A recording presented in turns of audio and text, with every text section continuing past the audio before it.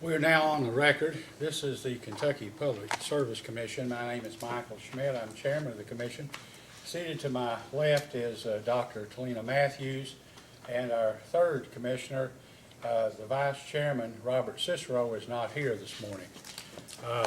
This hearing is being conducted in case number 2019-0065, City of Drakesboro, DBA Drakesboro Natural Gas Company, electronic investigation of alleged failure to comply with KRS 278.495, Regulation 807, KAR 5:027, and 49 Code of Federal Regulations, Part 192.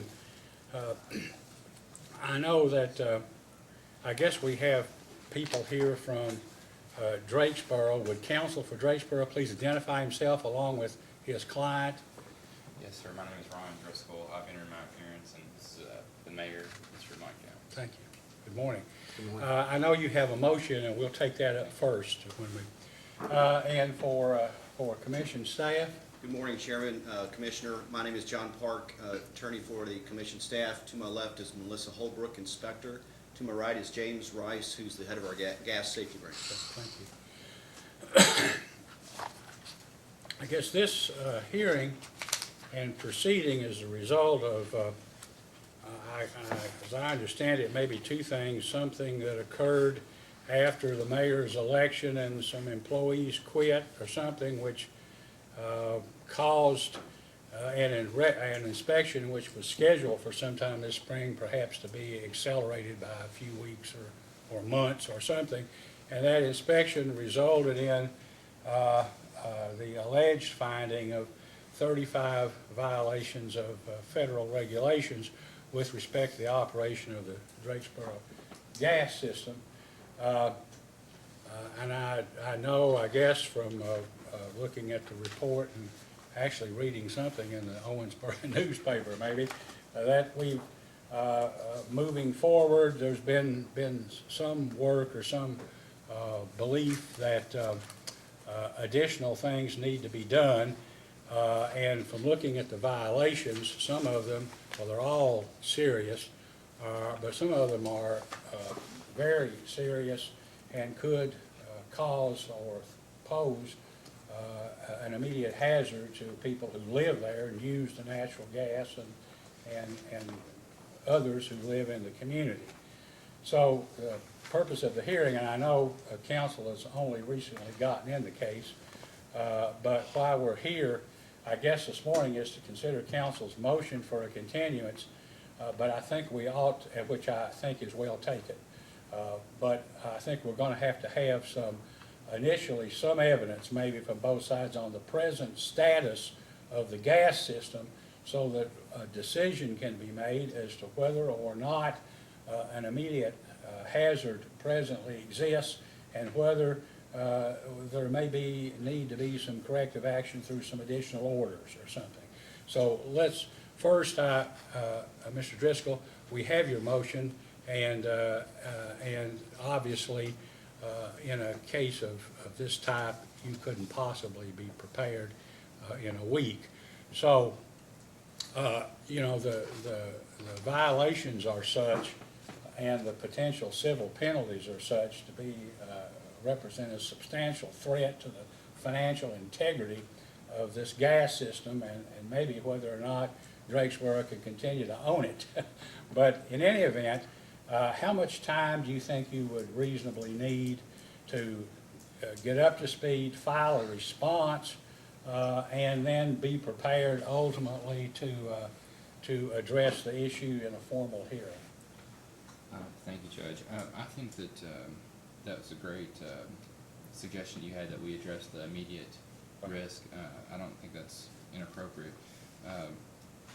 One of the problems for me to prepare for this is that the previous contractor, Vanguard, has indicated up until I think last night that they would not give us some of their description of their work orders or some of the work that they've done. So for me to adequately prepare, it may be necessary for me to send them some kind of subpoena or discovery outside of generally a hearing. So I just need them to give me the stuff that would make give me a big a big start on getting this done. So if I had, you know, I don't know what's reasonable in this type of setting. Well, but I think let me 30 days let me would- make a suggestion, and then All right. see if it's reasonable.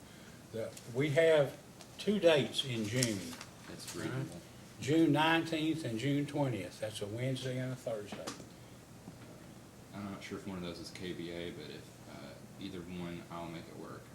So you Okay, tell well, me. that ought to give you, you know what, this is March, it might give you 3 months, you know, and I think if I were defending, I'd want some time. I know you have other things to do other than this Believe it or one not. case. So that would Well, be fine. and we'll see, you never know how it may ultimately work out, you know, in the meantime, but if those days are not totally unacceptable to you, we'll ultimately enter a scheduling order, probably later today, which will set those down, and maybe we can have some dates. I'm sure there, you know, somebody may need some discovery. We'll see that you get the records that you need.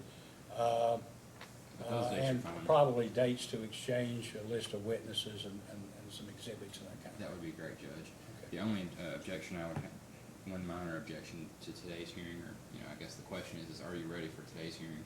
We were gonna have Russ Marr testify, and I think Mr. Parks had wanted him to testify as well, and I'm not sure that Russ Marr's representative is here, so that would be my only, you know, possible objection to readiness for today's hearing. But other than that, I'm Yeah. fine with you.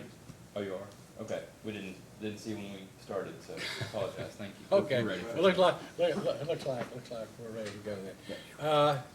Mr. Park, do you have any, I wasn't courteous enough, I guess we have time to ask you, do you have any problem with June 19th and 20th? I do not, I don't think we do, Your Honor.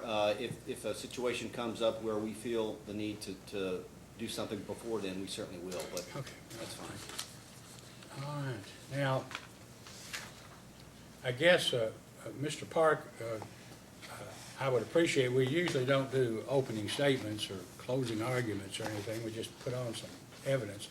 But for the purposes of beginning this proceeding today on the potential for this the condition of the gas system being in imminent danger, I would like for you to address in a 3 or 4 minute just outline statement what you intend to try to prove today and what witnesses that you have to put on.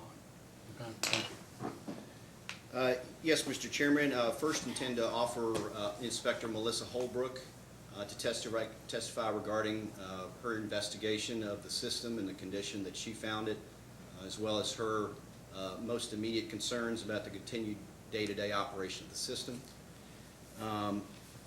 We'd also like to call Mr. Josh Duvall from Vanguard, who is one of the contractors who's provided work on the system.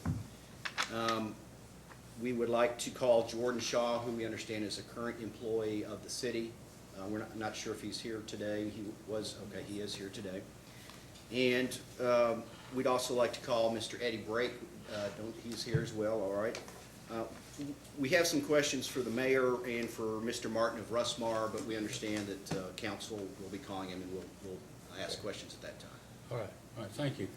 I offer you the opportunity, Mr. Driscoll, to say anything that you'd like at this time, although you may not have anything to say. Judge, I think that we'll use the same the witnesses that they've called, those accurately reflect the evidence I think that's gonna be presented, and so we'll just see where it goes. Okay, thank you. All right, Mr. Park, since I guess the burden is on you at this point, would you please call your first witness? Staff calls Inspector Melissa Holbrook. Judge, I would just move to separate the witnesses, please. Okay, well, let's see, we got a motion to, I guess, invoke the rule or separate witnesses. The people who have been identified, let me call their names, and as I would, if you'd stand up, it'd be helpful. Is it Josh Duvall? Mr. Duvall, okay. Jordan Shaw.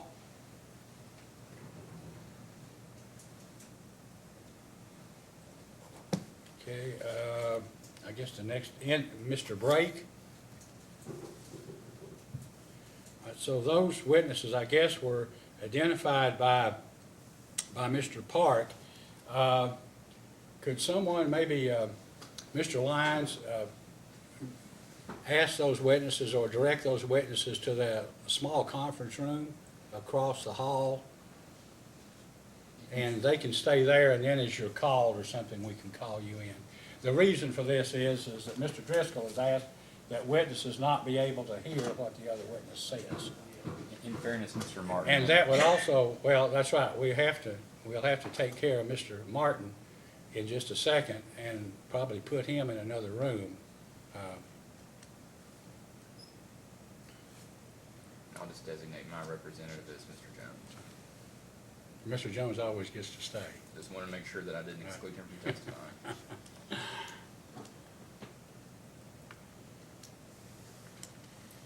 Okay, Mr. Lyons, we have Mr. Martin, who's I guess from Russmar, and we need to put him in a different room. And I don't know if we have an office around the corner there that might be empty, but if you could put him somewhere separated from the other witnesses, that would be appropriate. All right, now, are everybody satisfied that all the witnesses are separated? All right, Ms. Holbrook, would you please raise your right hand?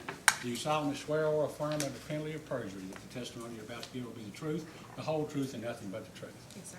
Please be seated. Mr. Park, you may ask. Yes, please state your name for the record, Melissa Holbrook, and what is your current employment, work for the Public Service Commission, and what is your business address? 211 Sauer Boulevard, Frankfort, Kentucky, 40601. And how long have you been employed by the commission? It will be 14 years in October. And what is your current job position? Pipeline safety investigator in the gas branch, And how long have you been a gas safety inspector? 14 years. 14 years, in the whole March, 14. Or in October. And have you received training and certification from the Federal Pipeline and Hazardous Materials Safety Administration as a lead inspector? Yes.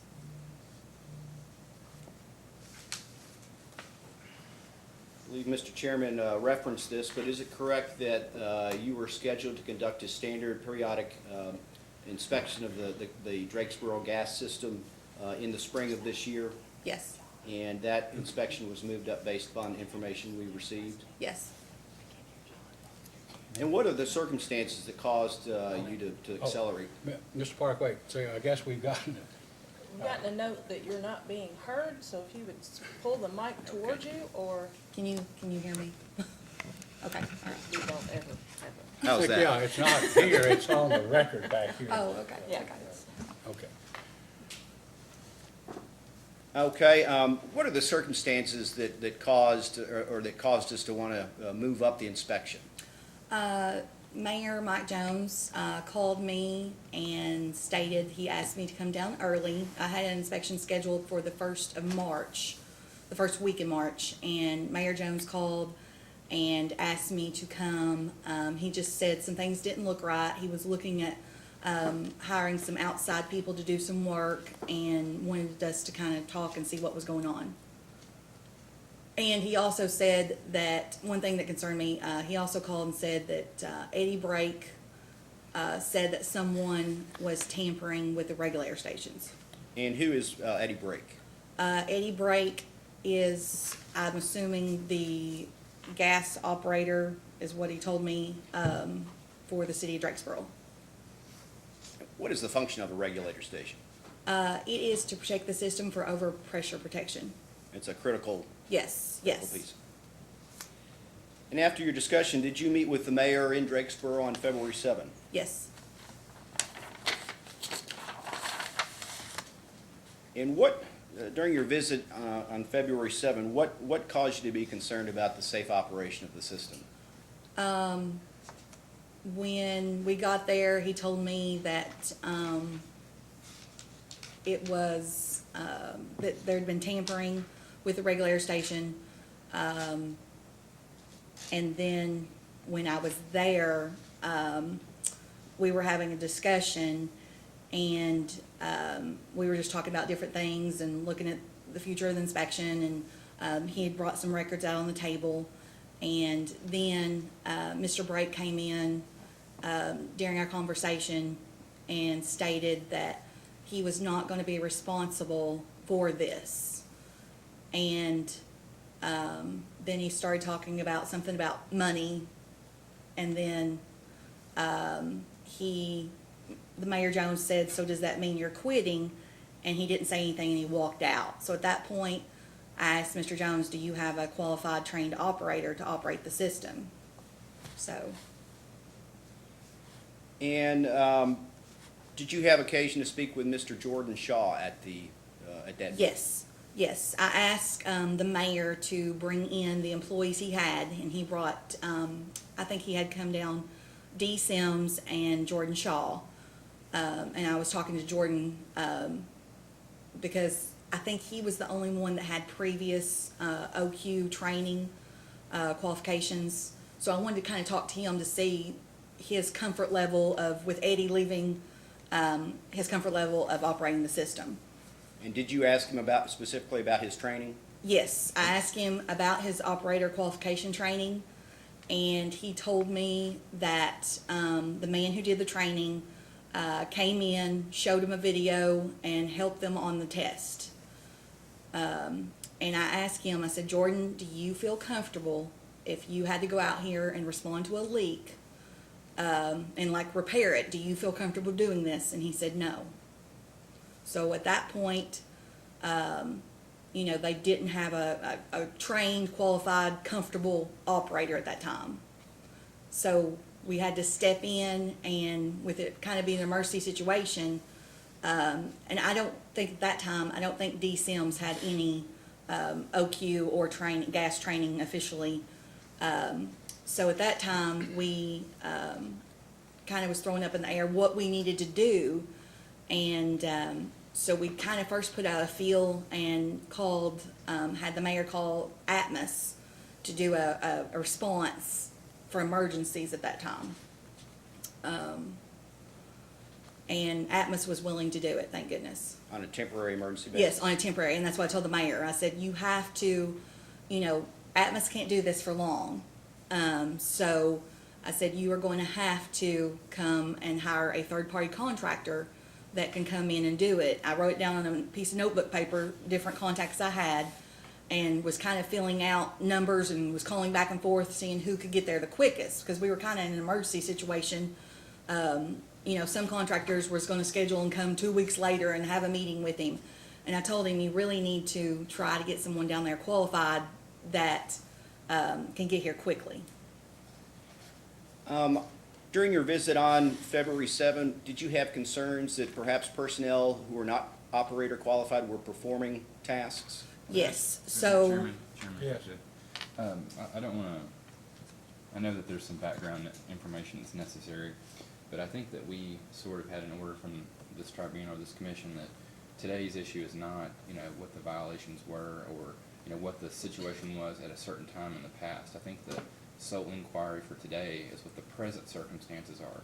So I don't think what she said or what he said, or I don't think that's relevant to what the current condition of the actual operating, operating company is. So to the extent that we're going through and providing evidence on something else, I just want to preserve the record, because if we're getting into substantive testimony on violations that's beyond the scope of just conditions, I just want to object to that in terms of relevancy.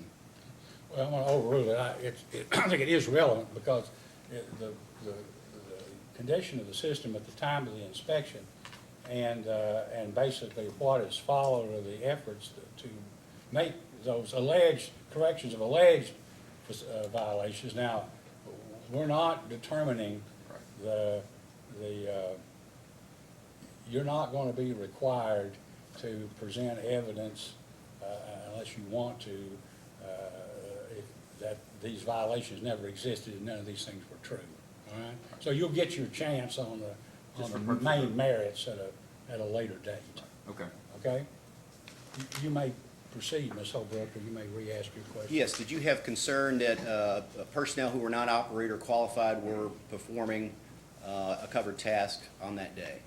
on that day, I think, when we called, D. Sims, I don't think Jordan was helping him, I'm not 100% sure, but I think D was installing a service line and was going to try to hook up the gas, and I asked him, I said, are you out there by yourself, or, what are you doing?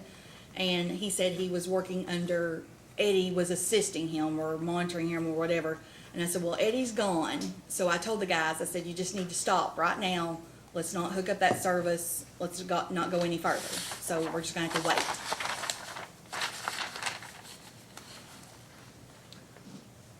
Your Honor, may I? Yes, you may.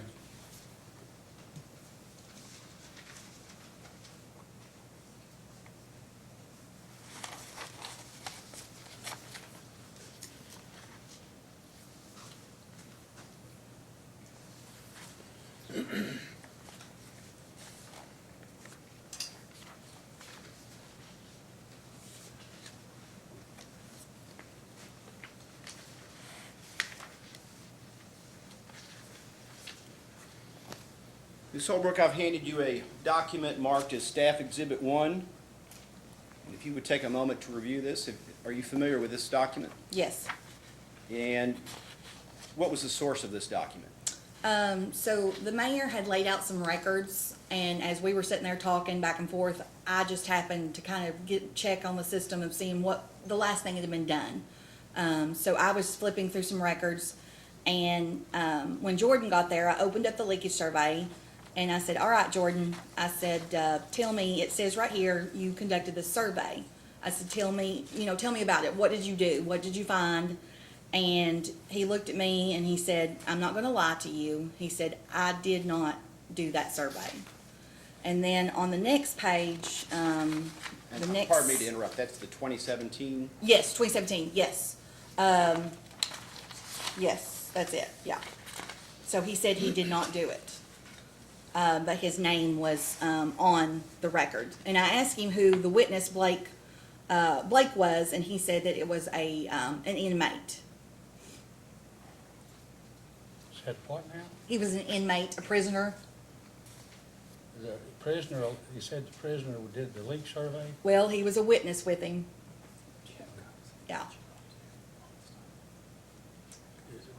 Blake Biscom was supposed to be the prisoner who was a witness? That's what he said, yes.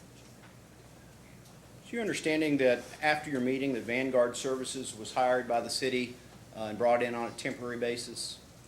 Yes. When I left there, Atmos was on a 24-hour emergency call. And the next night, I think, it may have been that night or the next night, I think they were supposed to have a emergency council meeting, the mayor had called. And they were going to, I guess hire a contractor, decide who they were going to hire. And were you in contact with a representative of Vanguard about the work on the system and the assessment of the condition of the system? Yes, on Friday night, I think February the 8th, I was trying to see what was going on with the council meeting, what was being done. And I talked with Janetta Piper, and she said that I ended up calling her, and I said, what's going on? And she said, well, they're not. I'm just gonna object. I don't know who Janet Piper is, and she's not here as a witness. I'm just gonna object. If there's something substantive that's gonna come from this. Over who is Miss? She's right there. I'm sorry, Judge. Or See, Chairman. she's sitting here in the courtroom. Well, then I think that if she's not gonna testify here, obviously, because she hasn't been identified as a witness and she's not been. Will you expect this lady to testify? Not at this time, Your Honor. In fact, we can move on a different direction. No, you can go ahead and ask. I'm going to overrule the objection. You can ask the question. You have to get some background information. I'd like to know it.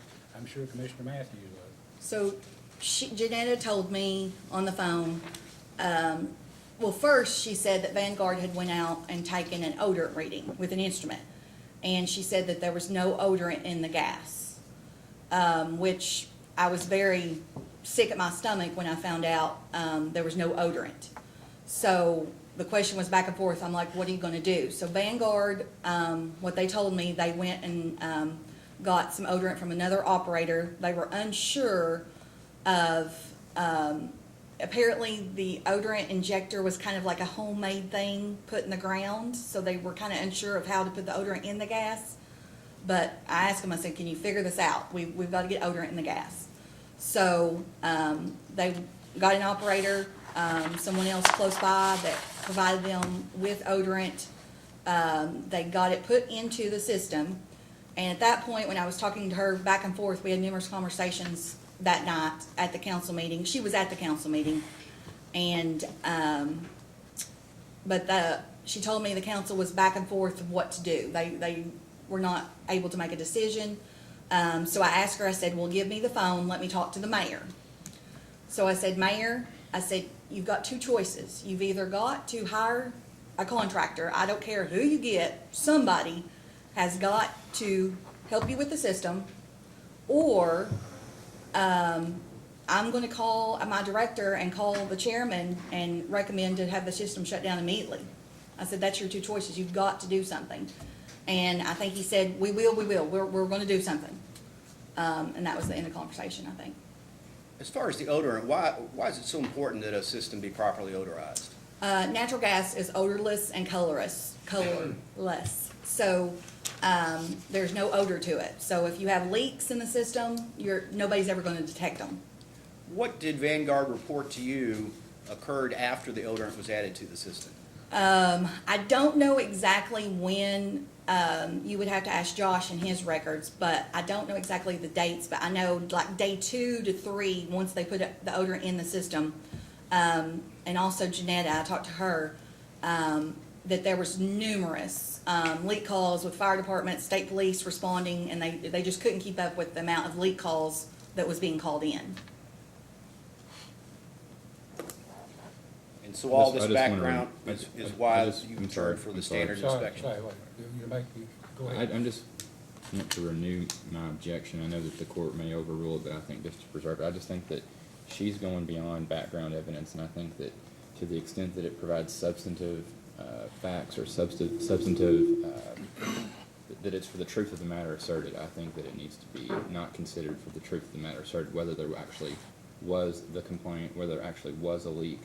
If she wants to testify to what this lady testified, or what she said in the conversation, that's fine for purposes of background, but for purposes of whether there was a leak and whether there was actually a call, I just don't think that's Well, appropriate. we'll have other evidence, and this is an administrative hearing as opposed to a judicial proceeding, and so we're not bound by the technical rules of evidence, and we obviously have to have some information. Part of the reason for the hearing would be, once we hear all of it, and then we make a decision on what is true and what isn't, or what the facts have established in our opinion. Based on that evidence, one of the factors, I think, would be whether or not the city of Drakesboro, the mayor, and the city officials have acted appropriately or taken this matter seriously enough to actually do something about it. I don't know if the mayor or the city of Drakesboro has ever seen or been involved in serious gas pipeline explosions. I personally have. So I understand how tragic it can be and how oftentimes people take the position, well, it won't happen here, there's really nothing to this. And in my opinion, that's nonsense. So I want to hear everything the inspector says and the other witnesses say, and I will promise you that you and your witnesses will be given great latitude. Thank you. I just want to Same preserve latitude it. Thank you. that they'll get. Go on, Ms. Holbrook.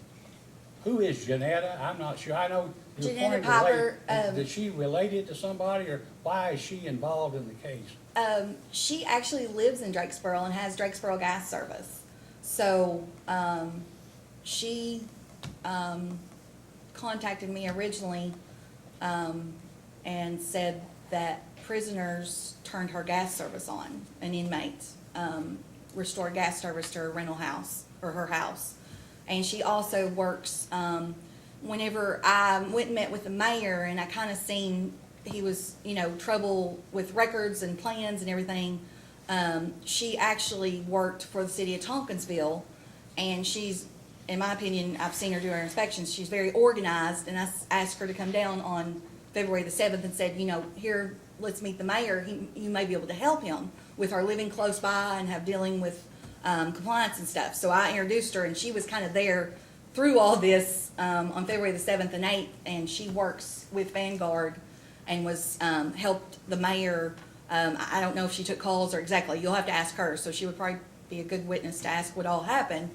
But that's, I had We won't be contact with asking her. Today, but anyway, okay, well, I Yeah, understand sorry. now. It's- Yeah. Go ahead, Mr. Park, what, So did you return and conduct a full standard inspection of the city's gas system? Yeah, I think it was like February, maybe, the 18th through the 21st, I think. I would have to look at my report. I can't remember the exact dates. Have you reviewed the initiating order in this case? The- Briefly. The order that opened the case? Yes. And do you have a copy of that with you? Oh. Yeah, sorry, it's in my, You want me to provide the? I didn't bring it up, give us sorry. a copy of the order? yes, yes, you may.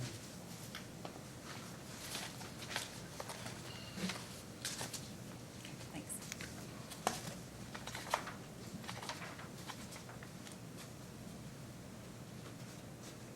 Yeah, At the end so- of the order is a staff inspection report. Is that the report you prepared following your full standard inspection of the system? Yes.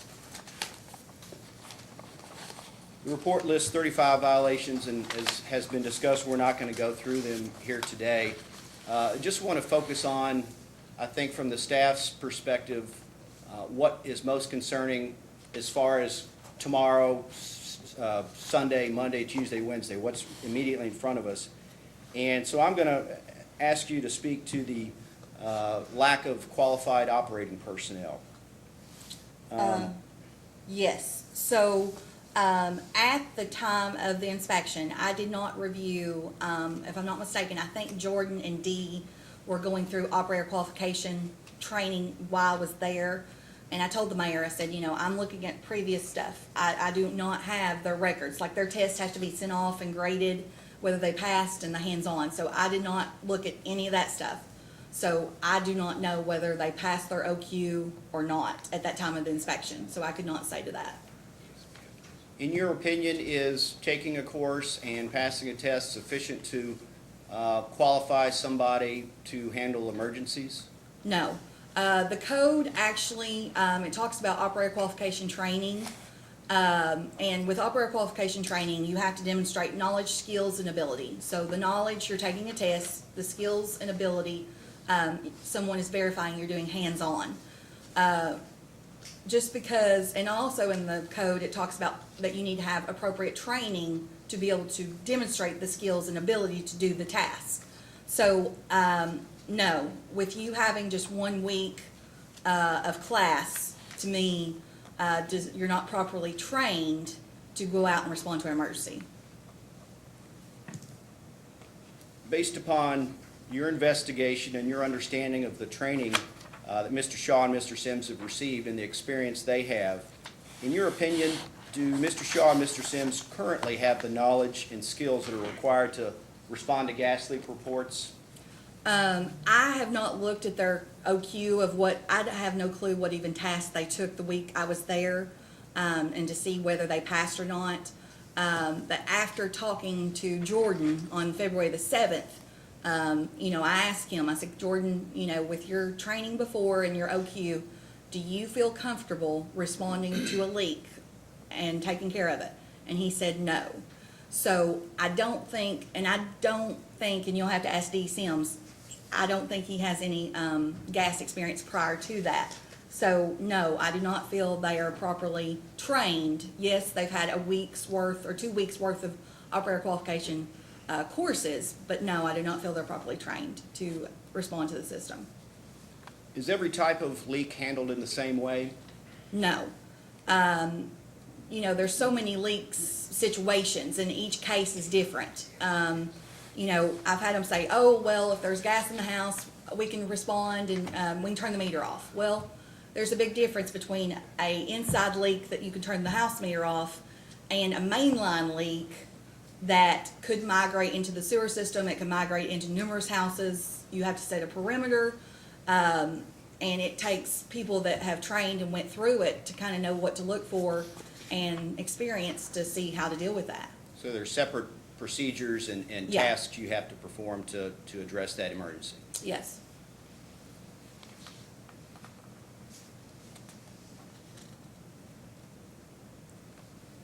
Is it your recommendation until the city employees gain the requisite skills, knowledge, and training and experience, that there be a qualified third-party operator on site or within a very, very close proximity Yes. to handle emergencies such as leak repairs.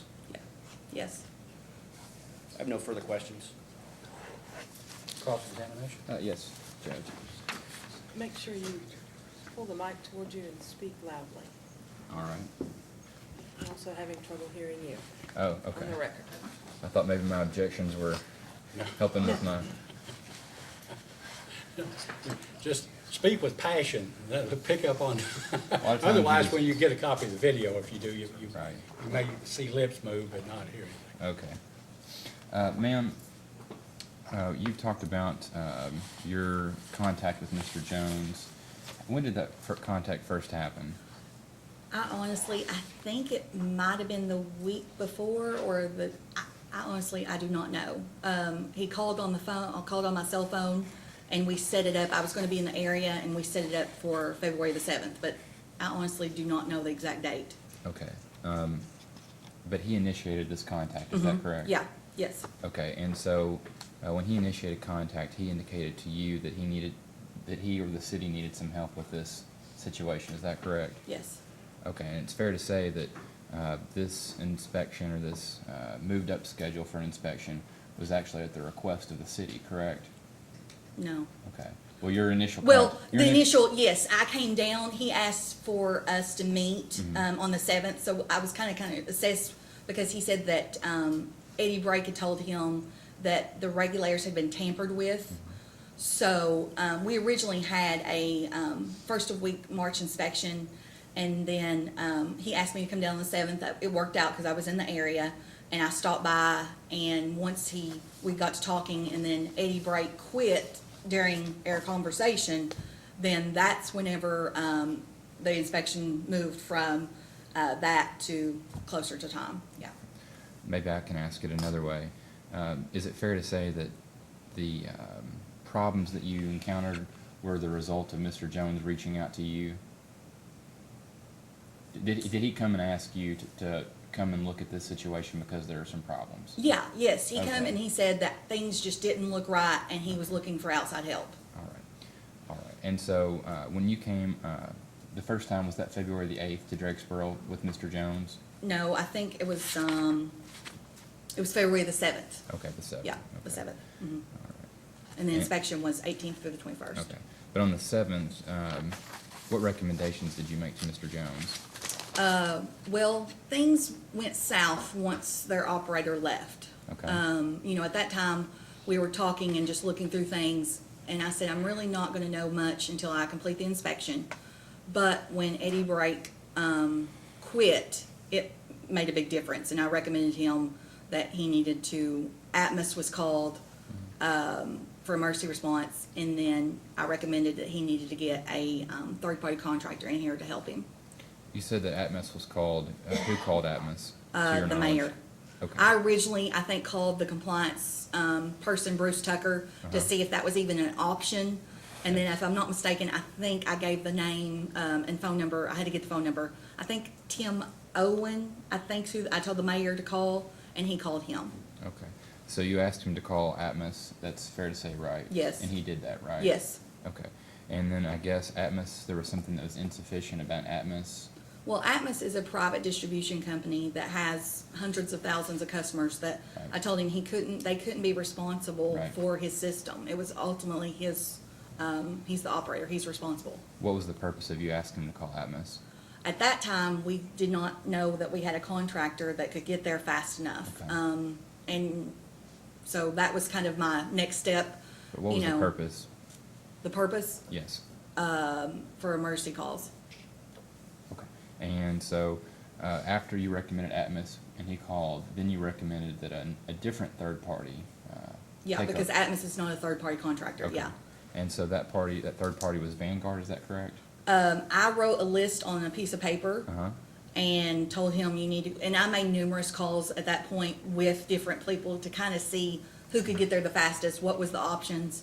And if I'm not mistaken, I think, and you'll have to ask Janetta, I think, called Vanguard. I did not call them. Okay. Was Russ Moore at the time, were they not involved with the operation or the administration of this natural gas system? No, Okay. no.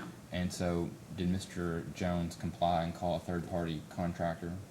I assume I had left after that, whenever Atmos was on call. Uh-huh. They were taking that until, and I told him, you need to get someone in here, and then I left after that. So I'm assuming since Janetta, things did get worked out, yes. So you're telling me as we stand here today, you don't know whether Vanguard was ever working on the system? Yes, yes, Vanguard, Okay. yes. Vanguard, I was contacted, Vanguard was at the emergency council meeting, Uh-huh. and I was told, and it was understood that Vanguard would be their third-party contractor and be working for them. Okay, and that meeting was on what day? I'm assuming I was not there, Okay. but I think it was February the 8th. Okay, so by the next day. Next day, By yes. the next day, Mr. Jones had gotten Vanguard to come in and. Yes. To comply with your request, correct? Yes. Okay. Okay. After February the 8th, I think you said that, you wanted to do an inspection, and you did that in a couple weeks, is that correct? Yeah, 18th through the 21st, yes. Okay. And, as a result of that inspection, did you make any request of Mr. Jones or any other person on the council? Whenever I did my closing conference that reviewed all the deficiencies, I met, and it's in my report, and Vanguard was actually there, and Janetta was there at the closing conference. And I asked the mayor and the council, that, hey, you are hiring them, they are working. At that time, they'd worked almost a month. And I asked, and I said, okay, this is your third-party contractor, they're taking, things and doing it, and they said yes. What day was this? It would have been on the 21st at the closing conference. All right. And I actually called back, because they were Vanguard and the mayor and the council were starting to talk about contracts and all that. I was not getting into that. That's none of my business. So I told them, let me do my closing. You all can discuss this later after I leave. And I think the next day, I contacted the mayor and asked if there had been a contract signed, and he said no. Okay. But at that time, was it your understanding that Vanguard was still operating at the site? Vanguard was supposedly, I was told by the council and the mayor that Vanguard was operating the system on the 21st. Okay. Do you have any reason to doubt that? No. Okay. And so, aside from the recommendations that you made on the 7th, and then again on the 21st, were there any other recommendations or requests that you made to Mr. Jones with respect to the natural gas system? Well, we had 35 violations, and I went over it, and I know it was probably very overwhelming of all. Right. But we needed to get major things completed. Okay. I recommended, after leaks were called, you need to, try to get the leakage survey done. During the inspection, we went to the Regulator station, and it was completely iced over. So that was another thing that had my concern, that a regular inspection need to be conducted also. Okay. And I also went over with the council and the mayor that Vanguard needed to be there to respond to emergencies and repair leaks, because I told them just because the two Drakesboro employees, Jordan and Dee, had 2 weeks worth of operator qualification certifications, that did not make them properly trained and qualified to respond to leaks by themselves. You said, did you recommend Vanguard to Mr. Jones? No. Okay. What were the other contractors that you recommended? I don't remember what I wrote down, but I think there was it was a piece of notebook paper. I didn't have my contractors list with me. But I think I wrote Rusmar, Wildcat Analysis, Jason Bringers with USDI, and I think Janetta had Vanguard's number. I did not put that number down, I don't think. Okay. And since the 21st, have you been to Drakesboro? After the 21st? Since the 21st, after the 21st. Let's say the 22nd on, have you been to Drakesboro? No. Okay. Have you had any other personal knowledge, like photographs or testing or anything like that, that you've received since the 21st? Okay. So is it fair to say you don't have any knowledge as to whether there has been odorant added to the system? Josh let me know that they were leaving because a contract was not signed for work. And Josh let me know, and I would have to look at my calendar, that Vanguard, because a financial and a contract would not be signed, I think it was last Friday, and they were pulling out. So I do not know of if odorant had been put in the system. All right, and I think we talked about a couple other important points.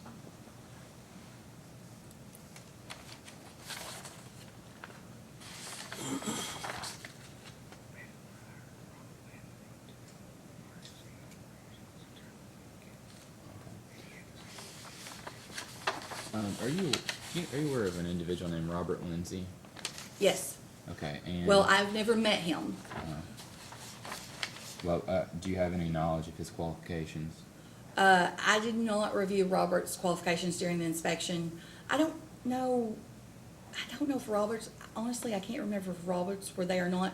Now, on the records, Robert had signed off on a lot of the maintenance activities that had been done. And that's what I reviewed, yes. Okay. And he was hired by Vanguard, is that correct? I think what I was told, and you'll have to ask them because I don't know the, specifics, but I was told that Robert Lindsay had come to Vanguard and offered his help. Okay. And that he was helping them because at that time they didn't know specifically where the lines were, and he was assisting them.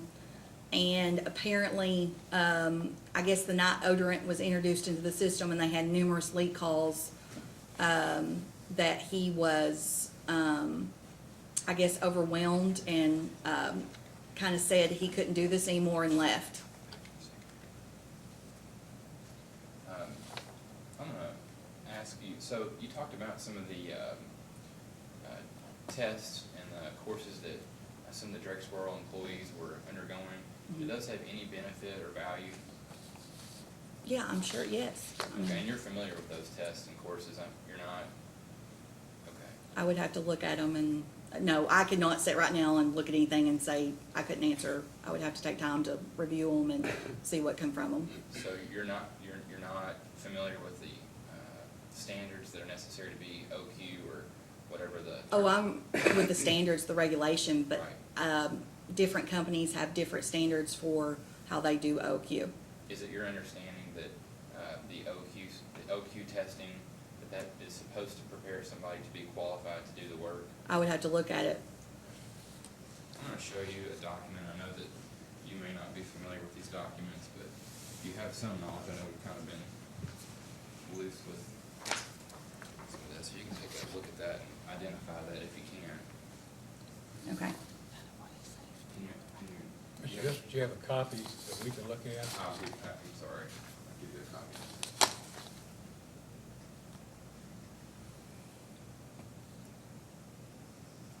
So this sheet tells me that Jordan Shaw and Dee Sims took these classes on this day and passed and failed some. Okay. And do you know what are you familiar with those classes that are on that sheet? Recently, this is ITS, Industrial Training Services and Material, Right. and as of, I think it started in January of this year, I was told that, for example, one task that they used to have that you would have to train under went to like 2 or 3. So I have not looked at their updated material. But what we would do as a record, as an inspection, we would look, okay, they had the test, this demonstrates knowledge. So then I would need to see a record that shows their skill and ability to perform the task. And so that shows knowledge. Can you identify what knowledge that those transcripts reflect? That they have went through numerous OQ courses. Okay, can you just identify some of the ones that they passed? Jordan Shaw went through joining a pipe, installation of steel pipe, installation of by plowing and pull-in, field bending of steel pipe. Do you want me to go on? Just the ones that, I tell you what, why don't you do this just for expediency's sake? Why don't you take a look and see if there are any on there that strike you as important to this job? All of them are important. Okay, so, well, how about we do this? I'm just gonna ask you just collectively, does this document show quite a few tasks that, are important to the job of operating a natural gas system? I would have to look at the City of Drakesboro Operator Qualification Plan that matched up with this, because what it has is, your plan has the employee, what tasks they perform, because I don't know what tasks the city employees do. So what it'll do is they'll have a list of tasks that they are to perform, and then I would have to match up and see, okay, so-and-so does this, so I have to look at your written plan to be able to comment on this. Okay, so you can't just look at this and tell me whether those, whether those courses or whether those transcripts reflect knowledge on important actions or job duties with respect to running a natural gas system? I cannot say what all Jordan and Dee conduct. So they may have this many, but per the plan and their job duties, they could have 50 more. But So, that wasn't my question, whether or not whether there are other duties that are possibly part of their job description. My question is just limited to, does that transcript reflect many different sources of knowledge or areas of knowledge that would be necessary to run or operate or do work on a natural gas system? Your Honor, I'm going to object because there's been no foundation laid for this record. I know it's not been offered as a exhibit, but we have no way of knowing what the document is, who's prepared it, what the source is, and I know the witness has not seen it before, so that's my objection. Judge, I I'm would. gonna overrule it for the time being, but, I mean, we don't know, out of the record doesn't reflect what it is. And I can have Where it's Jordan come in from, here. but I mean, we're gonna be, under the circumstances, we're gonna be more than liberal with you. Yeah, and in a formal hearing, I don't care to bring in Mr. Shaw and Mr. Sims to have him testify that these are my transcripts, but I think for purposes of rebuttal of her testimony, I would just ask that she review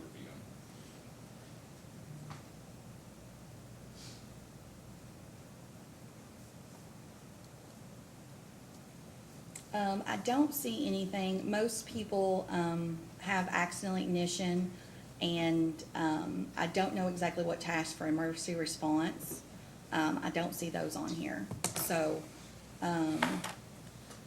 but I would have to look at ITS's new material because it's changed, so I can't say what tasks. There's certain requirements, and I've not looked at their new material. Okay. So, but yes, they have had numerous, it shows on here that they have passed some and they have failed some. And just based on your review of that, does it appear that they passed almost all of them?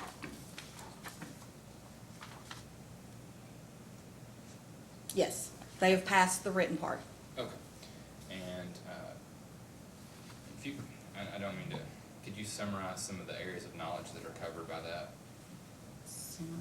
I can't say that because they have knowledge, we've taken the test, so that's just one key component to the operator I'm qualification. not asking whether they've got experience or anything like that, I'm just asking what are some of the areas of knowledge that this covers? Do you want me to read them all?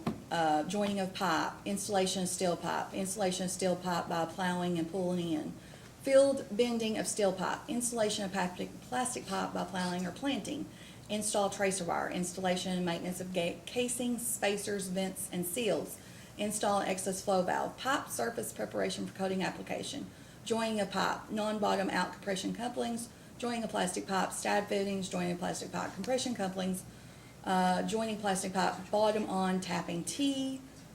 That's interesting. Okay. Visually inspect pipe and components prior to installation. Installation of plastic pipe in a ditch. Installation of plastic pipe by plowing pull-in. Install steel service lines. Install plastic service lines. Maintenance of service valves upstream of customer meter. Measure structure to electrolyte potential. Coating application and repair, sprayed, tapping a pipeline with a built-in cutter, purge flammable or inert gas, purge hazardous liquids, odorization of periodic sampling, walking gas leak survey, mobile gas leak survey,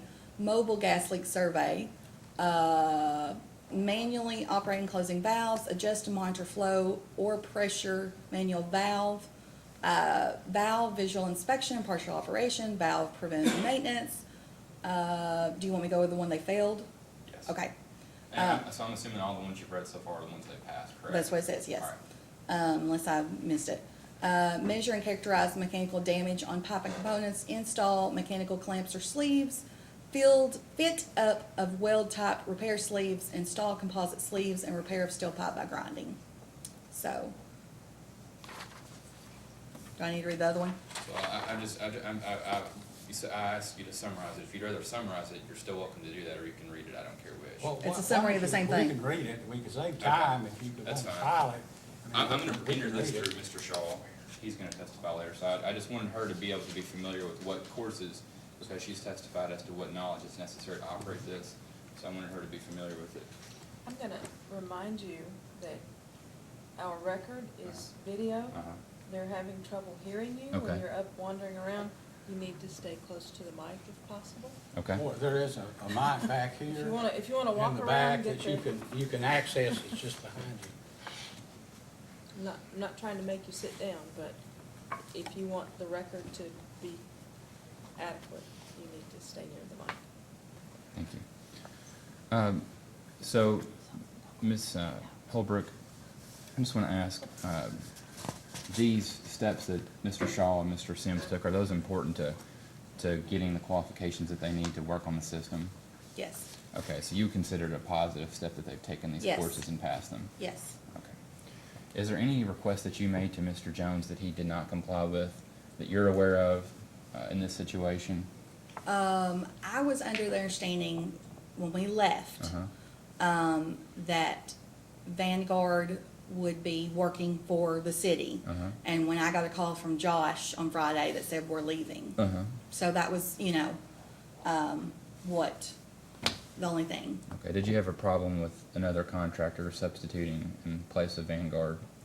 No, at that point, I told him a third party, but they'd already worked a month in the system and was familiar with reporting the leaks and repairing and stuff, so I was understanding they were gonna be the contractor.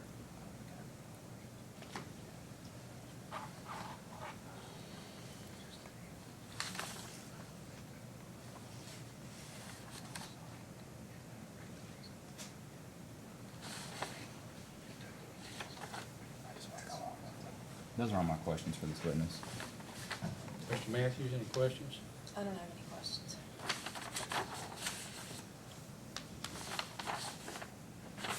Was, one question I had, I was gonna ask, is about the leak apparently there was a leak survey that you Yes. discussed. How often were leak surveys, there's an operation and, operation manual, I assume, that Drakesboro had, and the O&M manual usually provides, the time periods within which leak surveys must be performed. Is that Right. correct? I would have to go back and look, I don't know if their manual specifically stated it, I think it did, but code-wise, you're required to conduct a leakage survey on it with an instrument, annually, once a year, not to exceed 15 months, is on the business district. And outside the business, on plastic and coated steel is every 5 years, and non-coated bare steel, or non-protected is every 3. Well, did you see whether or not there had been a leak survey in the business district during the calendar year 2018? I don't have there was a sheet, it's not attached to this one, that I had, that had, it had some dates that were 20118. It was mistyped. John, do you have the other sheets of that? Should be the second page of the staff exhibit 1. Oh, yes, I'm sorry. Yes, the second page, down here, it says started 12/4, 12/6, 20118. and supposedly was conducted by Jordan Shaw and Blake Biscombe. I asked Jordan about that, and I assumed, because I thought it was kind of strange that it was the exact same dates from 17 to 18, and I looked at it and I asked Jordan about the 18 one, and if I remember correctly, he told me he was not even employed at the city of Drakesboro when that was done. Well, I asked because I didn't see an 18, so I missed. Right, All so I saw was the first page. Yeah, so it has Jordan's name on it, but he told me at that meeting on February the 7th that he was not even employed by the city of Drakesboro at that time. But it had the same witness, correct? Yeah. So I didn't know if it was a typo. I mean, apparently there's a typo because we're not in 20,118, but, so, Well, I don't know, I don't know that you asked, but let's put this in the record as, what, Exhibit 1, okay. however. The only other question I have, I guess for the record is, in so far as qualifying for an inspector at the Public Service Commission, what must you do in order to be qualified? Yeah, so we go through certifications. We are contracted through the federal government, and we have to go to Oklahoma City and numerous cities to obtain different, it's kind of like OQ of going, different courses are offered, and we go to Oklahoma City, and we go through a week's worth of training of each different topic, and we have to pass a test. And how many weeks does that involve? What are we up to? 18 weeks, and that just includes the minimum, so 18 weeks, and then there is electives that are on top of that. And then who tests you as an inspector? The federal government. There's a PHMSA T&Q Training Qualifications Department that we go to Oklahoma City, and they test us. Then are you certified by the federal government to be an inspector? Yes. Nothing else. Do you have any redirect? Yes, Your Honor, just very briefly. Regarding the document that showed the transcripts of the training courses, it's your understanding that passing one of those courses does not show the requisite skills, it just pertains on knowledge? Knowledge, right, correct. Okay, so based upon the passing of the courses alone, you could not determine that somebody was competent to handle gas emergencies? Right, they're not technically qualified under OQ. And you did read the courses that were not passed.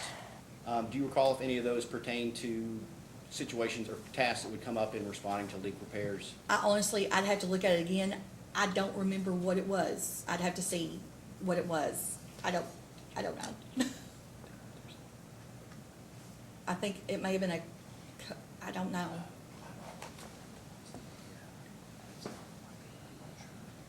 One more question.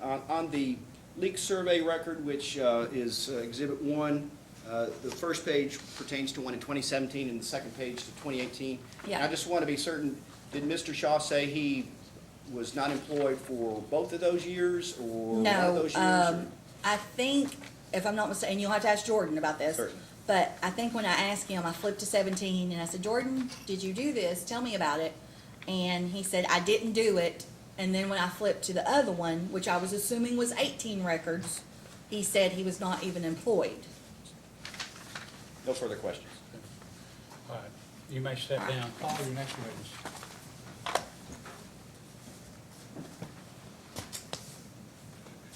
Your Honor, staff would like to call Mr. Josh Duvall of Vanguard. Mr. Duvall, I guess he's going to, Mr. Duvall.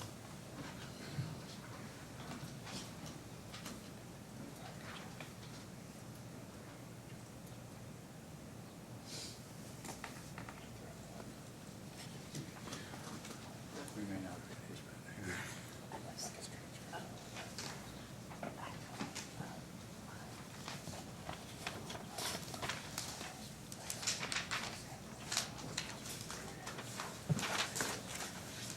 I knew this.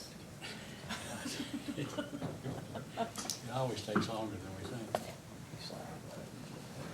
doesn't take longer than I think it takes longer. Please raise your right hand. You solemnly swear or affirm under penalty of perjury that the testimony you're about to give will be the truth, the whole truth, and nothing but the truth. I do. Please be seated. Mr. Park, you may ask the witness. Good morning. Could you please state your name for the record? My name is Josh Duval. And what is your connection with Vanguard? I'm the owner and president. And what is the official name of Vanguard? Vanguard Mapping Solutions LLC. Okay.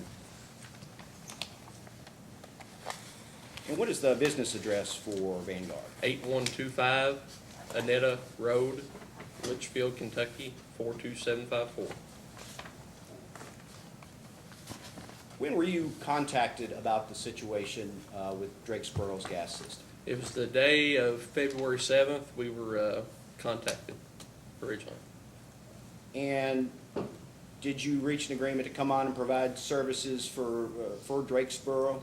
Yes, we did. And when did you get on the scene at Drakesboro? on site? We were told to stand down until February 8th, in which we were called again and requested to come on site to assist with the situation. We arrived midday, February 8th. I arrived probably 3:45, 4 o'clock Central Time On February 8th? on February 8th. And was there a contract or just an understanding, or what was the basis that Vanguard was providing services to the city? There was a city council meeting called an emergency in which they voted to hire us for our services. Was that for a period of time, or, To be determined. To be is what determined, okay. I believe the correct words. but were. no written contract? No written. Has the city paid Vanguard for its services? Yes, they made a payment on this Tuesday of $5,000. It was not a full payment in full, but it was a partial funding that we agreed on and signed a contract on to pay $5,000 a month until the total invoice is paid in full. When you first came on the scene, or on site at Drakesboro on February 8th, what were the first steps you did? First thing we did when we showed up, we tried to figure out what needed to be addressed first, which was odorant, make sure the system was safe, try to get odorant in the system if there wasn't any odorant in it, which there wasn't. So I began making phone calls on the way down to prepare to try to find odorant for the system, and which I called Tri-State Meter. Tri-State referred me to Orbit Gas out of Henderson, I believe. And I got a hold of them by phone. He immediately began making his way to Drakesboro. He arrived on scene about an hour and 15 minutes after I did. He came, we filled the odorant tank up, which was a wick-style system. Filled it up and got it to where we were getting odorant in the city limits. And that was on the evening of February 8th? Yes. Okay. And what occurred after odorant was added to the system? After odorant was added to the system, we began receiving a large amount of calls, leaks in houses, people smelling gas. Majority of them were in houses. How do you determine whether there is sufficient odorant in the pipe system? There's multiple ways you can do it. The official way, there's an odorant test that you can use an odorizer and check it. What we did just to get through the phase was to go to each regular station, see if we were getting odorant at each station by smelling at each station using a sensory test. And when you said, were those employees of Vanguard or the city, or were you all working together at that time? That was just employees of Vanguard. Vanguard, okay. How long were you on site? You came on February 8th, and we know you left, I believe, last Friday. Yes. Were you on the whole that whole period? Yes. Okay. 24/7, every day on call. We provided somebody there Every day somebody was on site? every day. Okay. Do you recall approximately how many leak reports you all handled or received? Let's start with received. We received around 103, I believe is what the number was, calls of gas in houses. We've received up to 20 to 24, 25 a day. And about every house we went to that called smelling it, as soon as you enter the door of the house, you would pick it up on a combustible gas indicator. There was gas inside the residence. So is it fair to say that likely there have been leaks in those houses for a long time? Just gonna object. And that the only reason they came to light at this time was because the odorant had been added to the system? Call the roll, go ahead. One would assume, yes, that would be the situation, because I believe they would have smelled it before, had there been odor in it. You mentioned the leak reports inside homes. Were there any outside as well? Yes, there's some on meter sets outside where the gaskets on the actual inlet and outlet had dried out. The actual gasket on the casing of the meter had dried out from where they're older meters. We had some on those. We had some leaks that were smelled underground, or that we were smelled in areas that we found to be underground as well. You mentioned the meters. Could you tell us what kind of shape the meters are in? Are they all the same kind? or- They're older census meters, is what they are. They're a manual read style. Okay. And are they all capable of being shut off there at the meter, or do they? Yes. Yeah, some of the shut-off valves are older valves that are non-greasable. They have a lot of bleed-through. So what we did on the leak-throughs, we would remove the meter and install a plug in the inlet side of the piping. Would you replace the meter, or? Whenever we would pull the meter, we would, of course, that meter goes back with that address, so the serial number stays with it, so You we wouldn't would put it always new. put it to the side.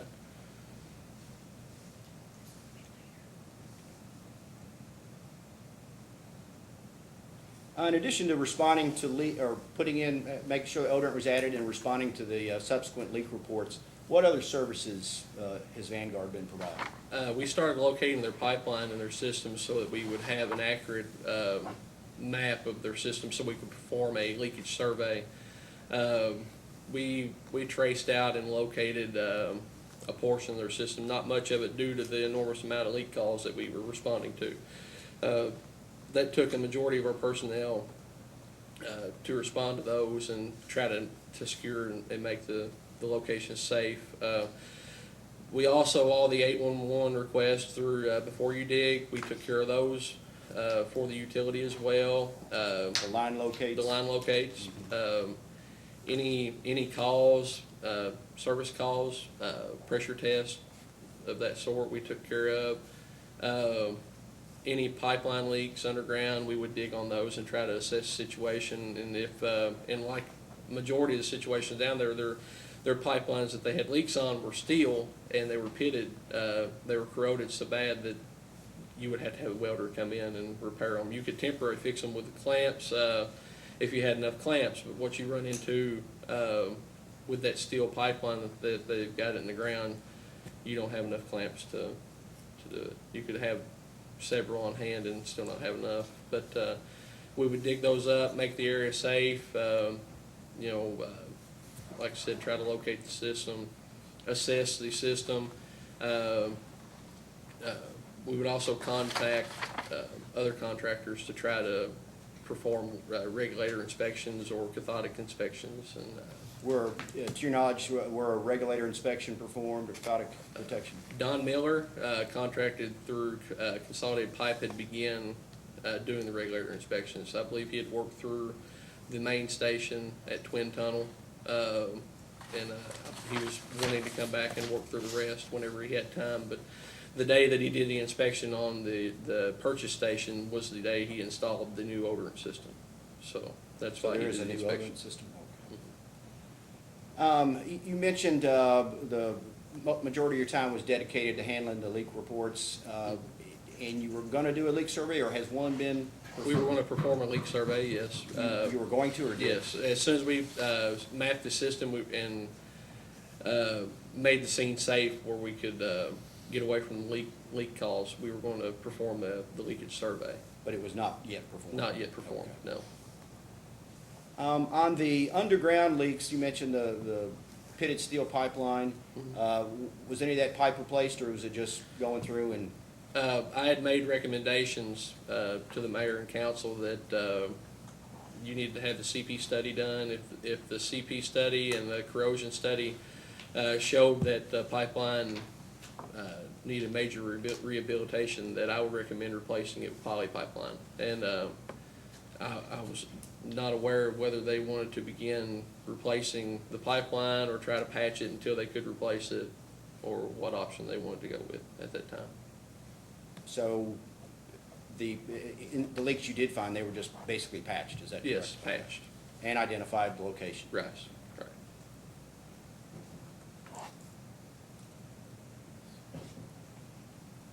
right.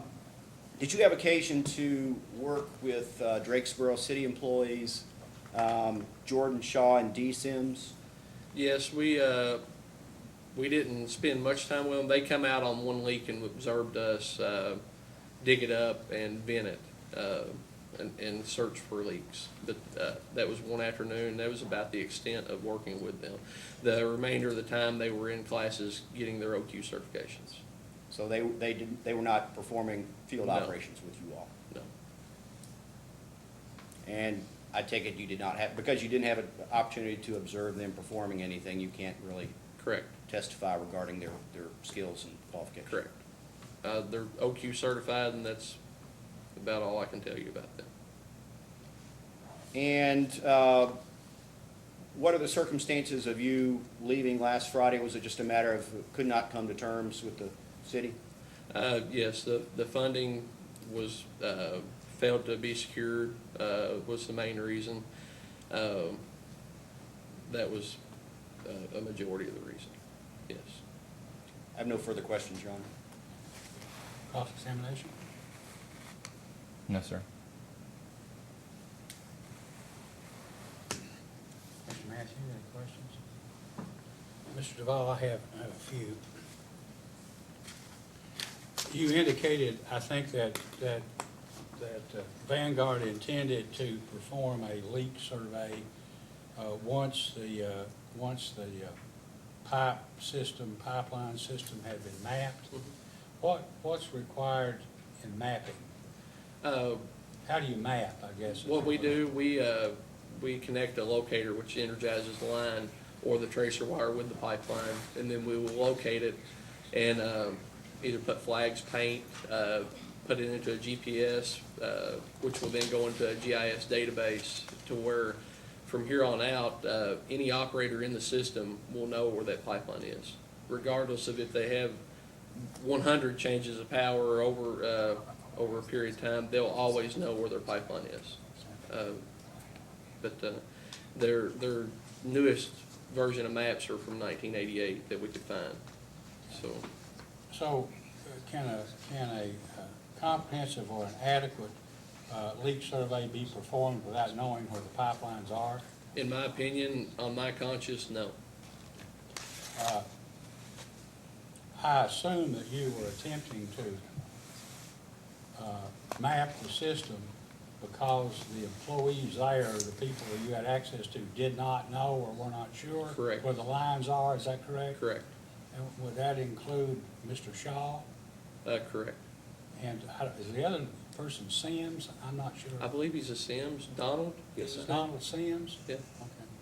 Okay. They call him D, I believe. Well, that's what it was D, I didn't Yeah. know. All right, thank you.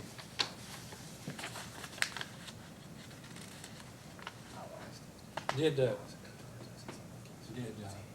Drakesboro have, own its own equipment which were sufficient to perform a leak survey, if it were known where the lines were?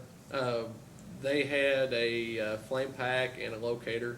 The flame pack and all equipment used of theirs, we couldn't trust it to work, so we immediately sent it to be calibrated and inspected. Heath Consultants received it. We had a flame pack of our own and a RMLD that we were using to prepare for a leak survey ourselves. And was their equipment then recalibrated? Yes. Were there any records that you saw that would indicate when it had been last recalibrated? Not to my recollection. There may be stamps or plates on each instrument that may tell it when it was last calibrated, but I don't recollect any documents saying when it was last calibrated. Now, whenever, I guess you were initially employed, did you say that you had an employee that stayed at Drakesboro or close by on a 24-hour-a-day basis? Yes, I've got an employee that lives 30 minutes from there that he can respond to emergency calls. And on weekends, we would also supply a crew on site that would stay in Central City in a hotel as well. So, well, were there any, I guess I'm kind of trying to understand this. As of, at the time you were last in Drakesboro was when, last week, last Friday? Yep, Okay. at around 11 o'clock Central Standard Time. What, in your opinion, was the state of the system then?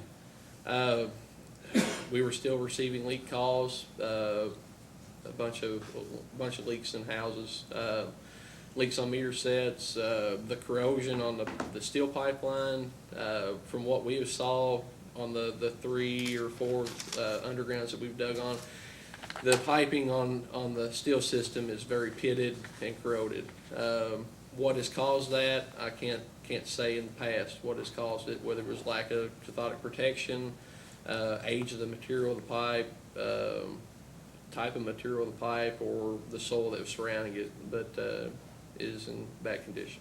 When you were there, did you see any evidence of cathodic protection on the steel pipe? Anytime we exposed pipeline, we would do a CP test on it, and you're looking at a .05 to .06 on readings is what we received on, which is not adequate. Did you see any records as to when cathodic protection was last installed on any of the lines? I know that they had installed a rectifier station in 2017, which we had a contractor come in through Consolidated and did an inspection on that rectifier, and his exact words were that it was maxed out, and it still was not providing adequate protection to the piping. So in order to fix leaks on the steel pipe, did you say there were 2 methods? That's either replace the pipe or put on clamps? You could bring a welder in and go back to where you can find pipe in good condition and weld a transition on it, or weld in a stick of pipe to replace it. And who did the welding? We did not have any welding performed while we were there. Do you have welders? Not the steel welders, no. We can do fusion. Any welding would have to be hired out from a third-party contractor. Did you say that the pipe, the entire system needed to be assessed and old pipe needed to be replaced? I would agree with that. As of the day you were last there, based on your education, training, and experience, and your observation of the system, the Drakesboro Gas system, do you have an opinion within reasonable probability as to whether or not that system is safe for members of the public to use and be delivered gas? Under correct supervision, I believe it would be safe. You've got to have somebody that can respond to the leak calls and make sure that the environment is safe, the houses that the leaks are in. The piping is in bad condition, the steel piping. They've got a section of polyethylene line that seems to be in very good condition, that is in Beachmont. But the steel piping is in bad shape. But as far as being safe, as far as my opinion, what I've seen, we've been in some very dangerous situations in the houses. Leaks inside, like I said, when you go in, as soon as you walk in the door, the CGI immediately alerts you. I'm not sure how many different variations of that are throughout the system, but you're talking about 103 work orders on a system that has 700 customers in it. I'm not sure the exact percentage of that, but that's a major percentage of leak calls on your system of 700 customers. As far as the diagnosis of whether it's safe, if a survey could be done on the steel system and you don't find a ton of leaks that are migrating, sure, it could be deemed safe. But before I could say it's safe, I would want to survey the entire steel system and make sure you don't have leaks migrating into houses or other issues. For the record, what is leak migration, and if that's a problem, why?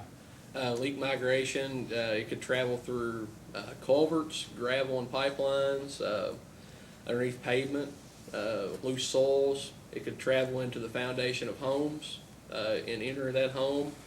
And under the correct mixture of air to gas ratio, it could be explosive. And it cause a fire or explosion in the household. You indicated that, in your opinion, the system could be operated safely under certain circumstances, such as responding properly to leaks. I assume having qualified personnel. Can you tell us what would be required? What type of personnel would be required? What type of equipment would be required presently, to operate the system perfectly, or operate the system safely? And whether, in your opinion, the employees who presently work for Drakesboro Gas are currently up to that task or qualified for that task, and whether they have the requisite equipment to perform it with. I believe you need a crew of 2 or 3 men that are operator qualified and also have field experience. The OQs are great, but without the field experience side of the requirements, they're not going to know what they need to know going into these situations. Every situation is different. Any situation you go into could be life-threatening, dangerous to not only the crew that's going in, but the occupants of the houses. Like I said, I would recommend 2 to 3 people to form at least one crew, if not 2 crews, to travel. One to do the leak survey and go ahead and assess the system. One crew could be doing the work order calls, the leak calls, and making sure that the ones that are smelling the leaks are taken care of first. That was our priority while we were there. We were trying to get the leak survey performed, but our number one concern was taking care of the safety of the public. So no matter what we were doing, we would immediately drop what we were doing and go to the leak calls. The people that are going to be performing these duties from here on out, they'll need a combustible gas indicator, if not 2, one for each crew. They'll need spray bottles with leak detectant solution inside of it, various wrenches and odds and ends that they'll need to attack the problem. Mainly, they'll need knowledge. They'll need time to learn. They'll need people to teach them and show them the proper way to do it, that have been in the situation, seen it, operated in it. But main thing, they'll just need time and instruction and the proper equipment to do it. They have they had 3 CGIs, I believe, that I had found. We sent those off to be calibrated. 2 of them should be working perfectly fine. Now, one couldn't be calibrated, it was too old or a different brand. I can't remember what Heath's reason was for not being able to calibrate it, but they should have returned it by now. But they should have everything they need. They have a flame pack that they could do the survey with. It was also sent off and calibrated. I'm not sure if it was received. They've got an odorant tester as well, that they could test the odorant. And that's the key thing going forward. These guys need to make sure they have odorant in their system. We got to make sure people continue to call if they smell it. A public awareness program. Make sure that people know to call, know what it smells like, know the signs and symptoms of what they're feeling if they have gas in their home. But like I said, with the proper training and guidance by experienced field operators with calibrated equipment, in time they will be able to take care of their system, but they need field instruction. How much time, in your opinion, would that require? I don't think they can learn everything in a year. If it was my opinion, if they were working for me, I would want possibly 2 to 3 years of field experience under under supervision. What, the type of the supervision, the type of work that you just described, do you have an opinion as to what the reasonable cost of that service would be to the city of Drakesboro on an annual basis? Really, you can't really put a price on it. You'll have to price it by the hour. I've seen it anywhere from $75 to $80 an hour. I've seen it up to $125 to $130 an hour. And anywhere in that range is what you'll have, according to distance from the central location of the operator. But as far as price, you can't really price it a set rate per year, because you don't know what situations you're going to get into throughout the year. As we saw with the odorant, once we introduced the odorant to the system, who would have known in 2 weeks' time we would have 100 calls of leaks in the houses? It's things like that you'll run into that you can't account for. And such in our contract with them, we didn't specify a total amount. We just told them we would bill them for the hours that we spent on site. Well, the hours that you spent, what's the total amount you billed for how long were you there, 3-4 weeks? About 4 weeks. It was $81,000 some odd dollars. We spent close to 900 hours on site, I believe what it was, 800 to 900 hours. Would you expect an outside contractor to be required to spend that much time on a regular basis in the future? Going forward, it depends on what solution they choose to go with as far as replacing their pipeline. If they choose to do it in-house and you need a contractor, say your contractor that you chose to manage your system, to install the pipeline, you're going to have several hours on site, because you're going to have one guy that is on the piece of equipment doing the excavating, one guy that is going to be doing your fusion, and then one guy in the ditch spotting as the excavation is going on. At least you'll have a minimum of 3 people on site. So right there's 24 hours a day at an 8-hour day of labor hours. If you multiply that by 40 hours a week at 52 weeks, you'll come up with an approximate number. It's a lot of money. A lot of money.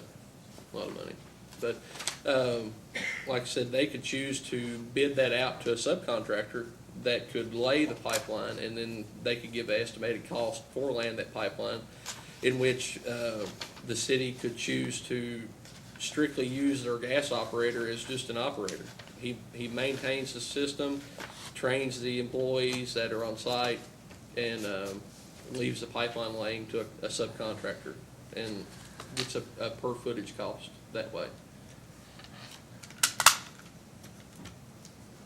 Let me hand you, what I want to do is hand the witness this contract, the Rushmore contract. Mhm. You mark that as Exhibit 2. Thank you. What I've handed you, Mr. Duvall, I guess is a copy of a contractor agreement that's been entered into between the city of Drakesboro and Rushmore Utility Management, which sets out, I guess, the terms of the agreement, and then on Appendix A at the end of the contract is a letter or a note from Rushmore to Mayor Mike Jones, which sets out the scope of the work. And then after that, there, I guess, is a pricing, hourly unit prices for various work performed, or if it were performed.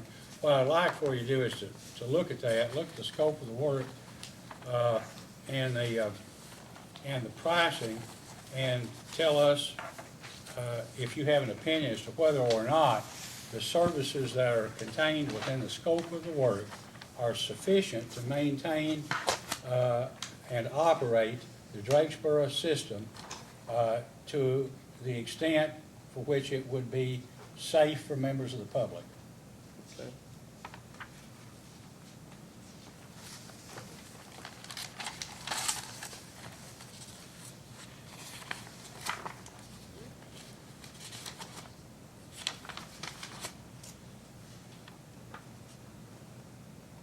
my understanding, this is $135,000 a year for one operator, to be on site.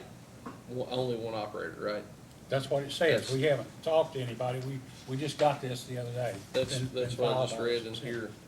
I don't see how one operator could run a piece of equipment, jump off, spot the ditch, hand dig each location, do your fusion, as well as instruct your employees on the proper way to do it by himself. You know it will at least take 2 to 3 people, you would, in my opinion, to properly do it. The labor prices all look fair, and I'm guessing the $135,000 is for one employee at management cost, if I understand it correctly. Well, that's what it says. Yeah. Is that pricing of $135,000 in your opinion was in the range of reasonable? If that's the total cost, yes, it's very reasonable.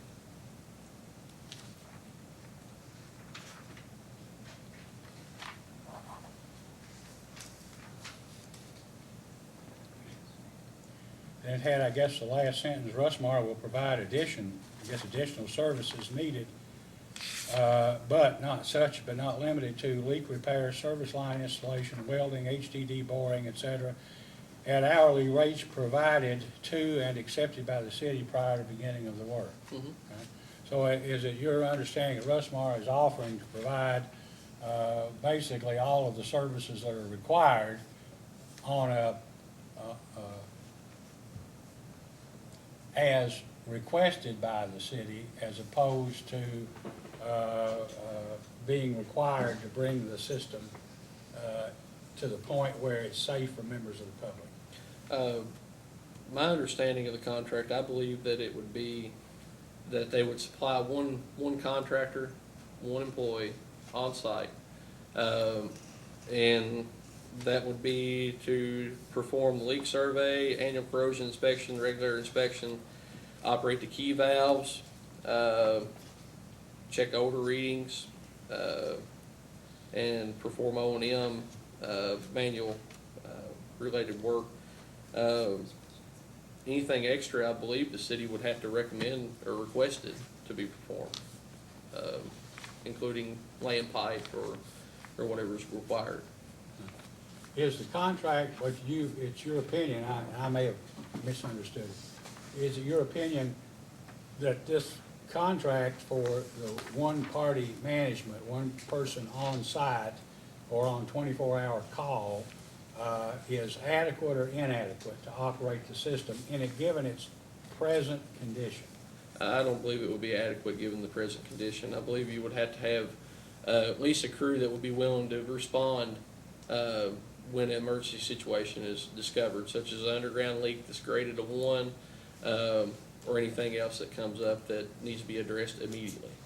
So you'd have to have more than one person on. You might not always have to have one person come. Right. But you'd have to be able to require, when needed, Yes. 2 or 3 people instead of just one. Is that what you're Yes. saying? And that's the way we addressed it whenever we were working for the city of Drakesboro. We would supply 1 man or 2 every day that would go out and do work orders or whatever needed to be done in the system. And if something arose that needed extra attention, that was an emergency, we would send 3 guys immediately to assist in repairs, perform excavation, or whatever needed to be done.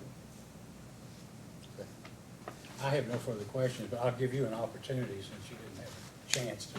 Thank you. Mr. Josh, I forgot your last name, I apologize. Duvall, sorry. My memory's, my mind's focused on this. You were just handed this contract, correct? Have you seen it before today? I saw it on the items list on the PSC website. Right, and did you read the substance of it before today? No, Okay, so you've had this contract for about 10 minutes? Yes. Okay. Have you read the whole thing? no, So it's impossible for you to say what it says, right? right. Okay, just want to be clear on that. And I want to direct your attention to page 2, if you don't mind. 2, Yes, look at section 2.1. okay. All right. Could you read section 2.1, please? Russmar will staff the project with employees who have met appropriate licensing and certification requirement of the state of Kentucky. Okay, and so that contemplates more than one employee, correct? It just says you will provide employees who have met the proper licensing. Okay, it's in And Russmar will certification. provide, it says Russmar will provide those Yes. employees, correct? Okay. I know you haven't read the whole contract, but Right. the chairman asked you some questions. Is there anything in this contract that you saw that limits the scope of Russmar's activities to just one employee? No, it's, Okay. it's completely up to the city what you all ask them to do. And it Okay. should be. Okay, and I'm gonna direct your attention to section 2.8. It's on page 3.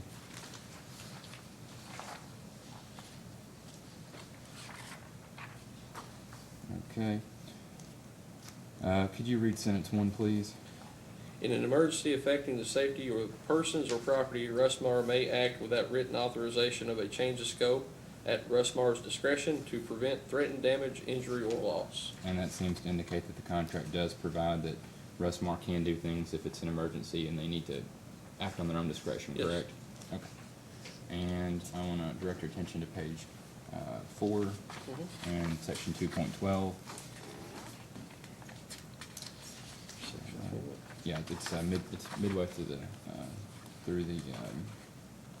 page 2.12. I believe it's on page 4 of the contract. No, it's a little unfair to ask you questions about the contract, but I just wanted to go through That's fine. a few things. Could you read the first sentence of section 2.12? Upon request of city or as it shall deem necessary, Russmar will provide a listing of recommended capital improvements required for the project. Okay. And so that provides Russmar with the ability to recommend capital improvements, right? Yes. Okay. And so on the contract, there's a $135,000 fee if you've seen that part, correct? Yeah, I saw that. Okay, and that's your understanding for one operator, that's for one employee, correct? Yes.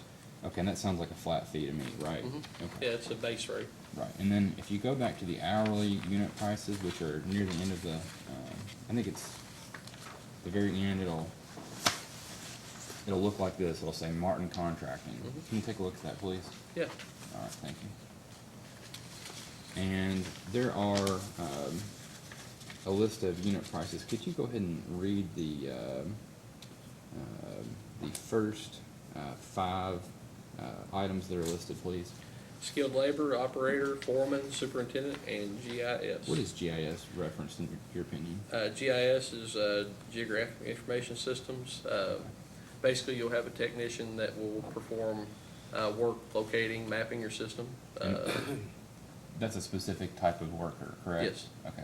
So in addition to just the operator, there's also skilled labor rates, there's also foreman rates, superintendent rates, and then of course the GIS rates, correct? Yes. So it appears that this contemplates more than simply an operator, correct? Okay, those are all my questions.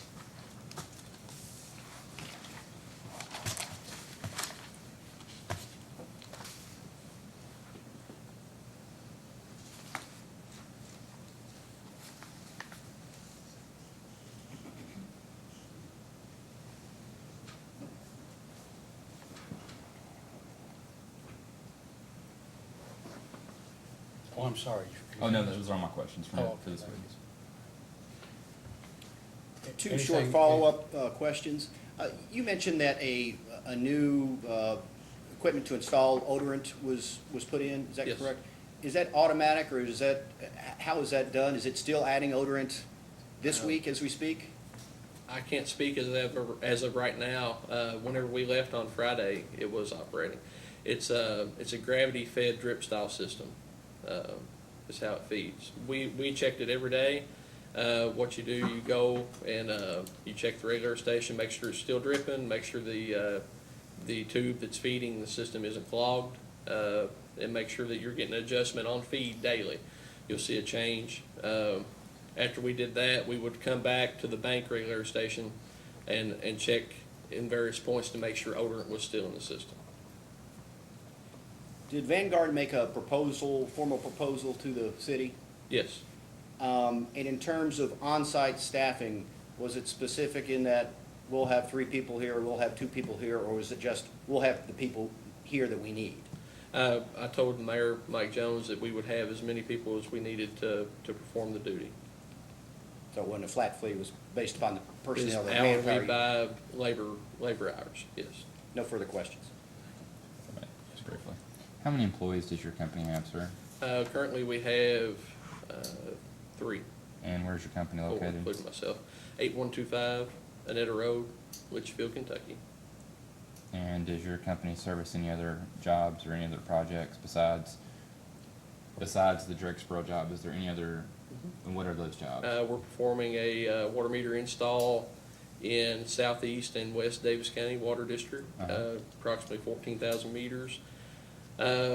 We operate in 70 some odd counties in the state performing GIS work. Sure.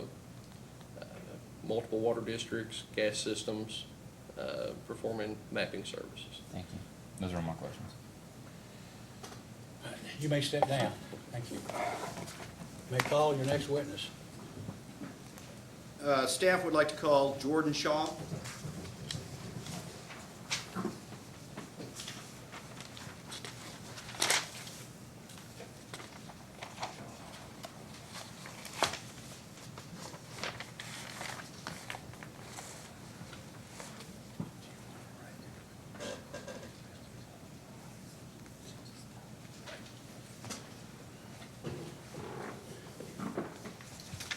We were gonna try to get as many as we could. Maybe we can finish up here in an hour. We won't have to Hope so.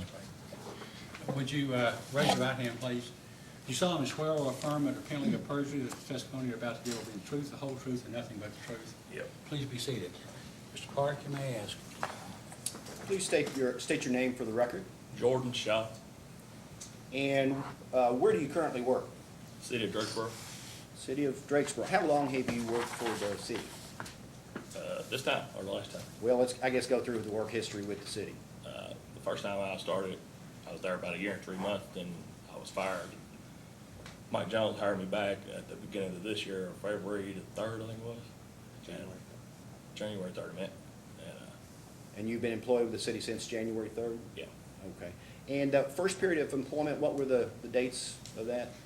You said it was about 1 year and, I was there 1 year and 3 months, I don't remember exactly, but I was let go March 23rd of 18. okay. Prior to being let go March 23rd, 2018, what were your job duties? Whatever they told me to go do, basically. Including work on the gas system or would assist Well, people? I've helped working on it, yes. Okay. Had you received any gas training, operator qualification training prior to being let go in 2018? We took a class. It wasn't nothing like the second one we took, but yes, we did have a class. Describe that first course and the difference with the second. I learned twice as much on the second as I did the first. Who conducted the first training you? I don't even remember. Okay. Not gonna lie to you about that one. I'm sorry, who was it? I don't remember his name. Was there a reason why you were terminated? Did they give you a reason or? If you figure it out, let me know.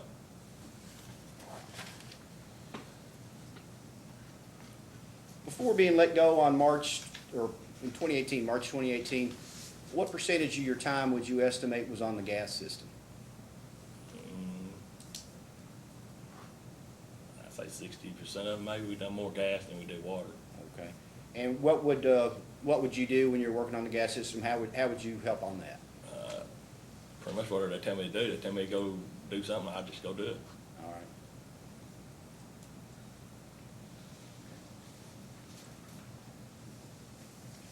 In your most recent training, was that after, well, let me move back a second.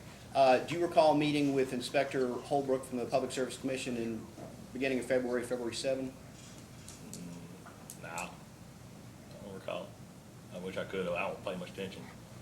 Do you recall meeting with Inspector Holbrook in with the mayor in the offices there in Drakesboro?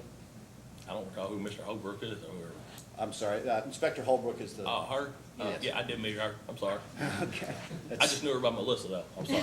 That's all right. So you do recall meeting with Melissa that February 7 when she came in and talked to the mayor? Yeah, I don't remember what day it was, but yeah, I talked to her. Okay. And did you recall how you described your training to her? Yeah. And- Basically, it was like, are you sure it's the right answer? That meant change it to me, so I changed it. Did you tell her you didn't feel comfortable working on the gas system? I probably wasn't the safest one to be putting on it there by myself. No, I wouldn't do it that way. Now, since then, you've taken additional training courses, which you've said were a lot more helpful. Yeah, Earl done a real good job. He really broke it down, showed how to be done.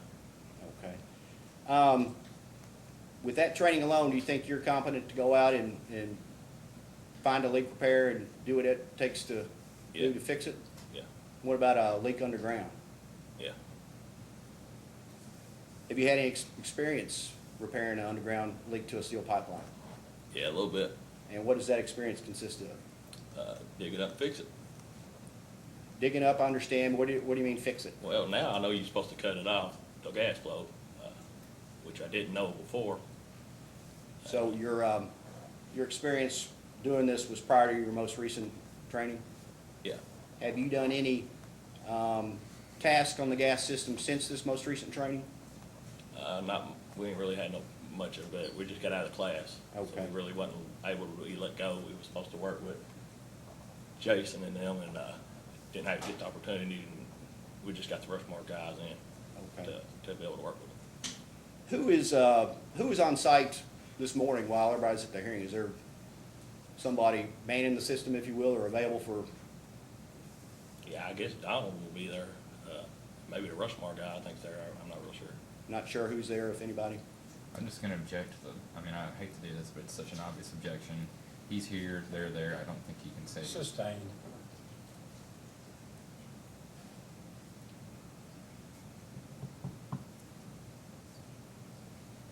Approximately how many reports of leaking gas have you responded to Since when?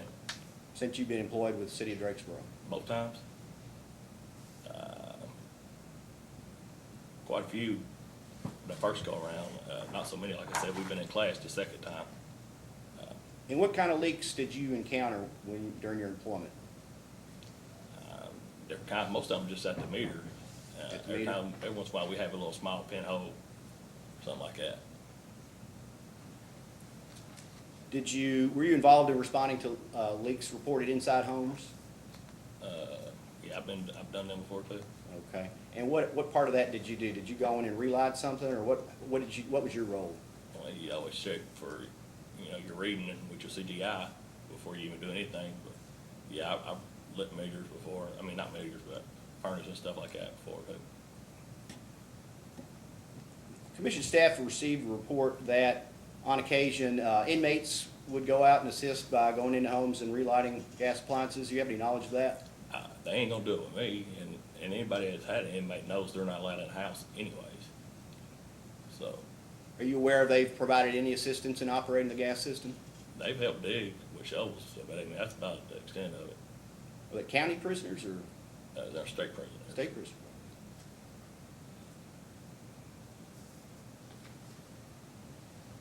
And during your employment, including your prior employment with the city, were you ever involved in testing for odorant in the gas system? No, Were you ever involved in adding odorant, injecting odorant? no.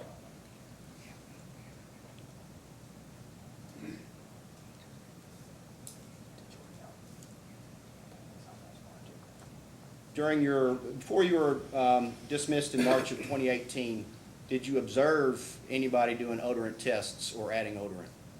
No, I didn't even know nothing about the odor part, period.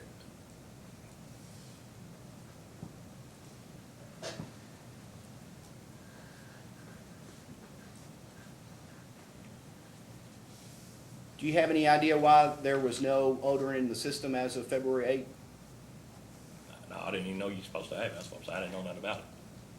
You only know what you're told basically, or what you're showed, and I wasn't shown nothing about it, so I didn't know it. Did you take any training courses on odorization of gas systems? No, but Earl told me about it, you know, you gotta have it. So, I mean, that's what I'm saying, I learned a lot more with Earl than I did the previous guy.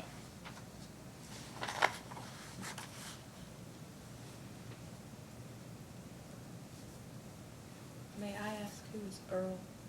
He's a good guy, he's the one that gave us our our quality, he trained us in our class to Who give does us he, the test. who does he work for? Do I? Who does he work for?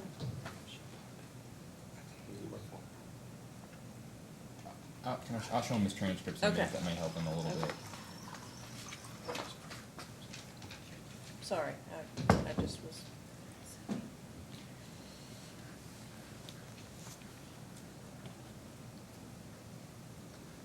Your Honor, I'd like to show the witness exhibit 1.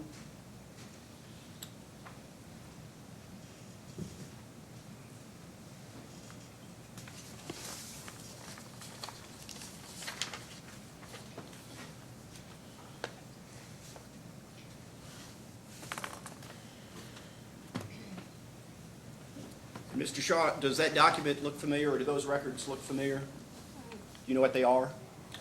Well, it says a pipeline, you know, survey, gas leak survey.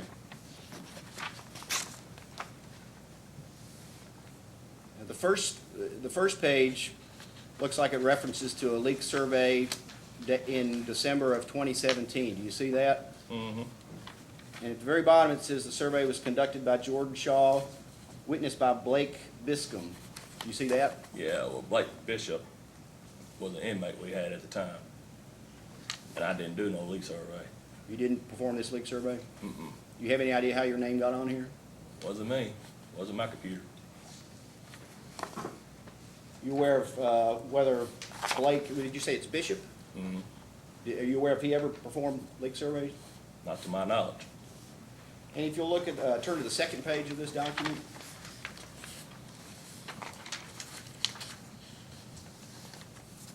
Down in, about in the middle, it refers to a leak survey in December of 20, well, it says 20118, but let's assume that's 2018. Did you perform a leak survey for Drakesboro in December of 2018? Not with no Blake Bishop. The only thing I ever done with a leak survey, period, was with Robert Lindsay. Which I drove the Kubota, or the mule, and he used the machine, so I basically just did the driving. Okay. And when, do you know approximately when that was? No.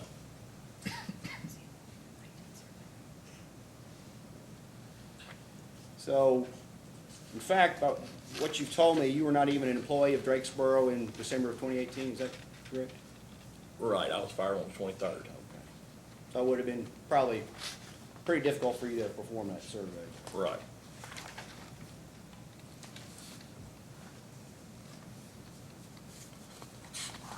I have no further questions.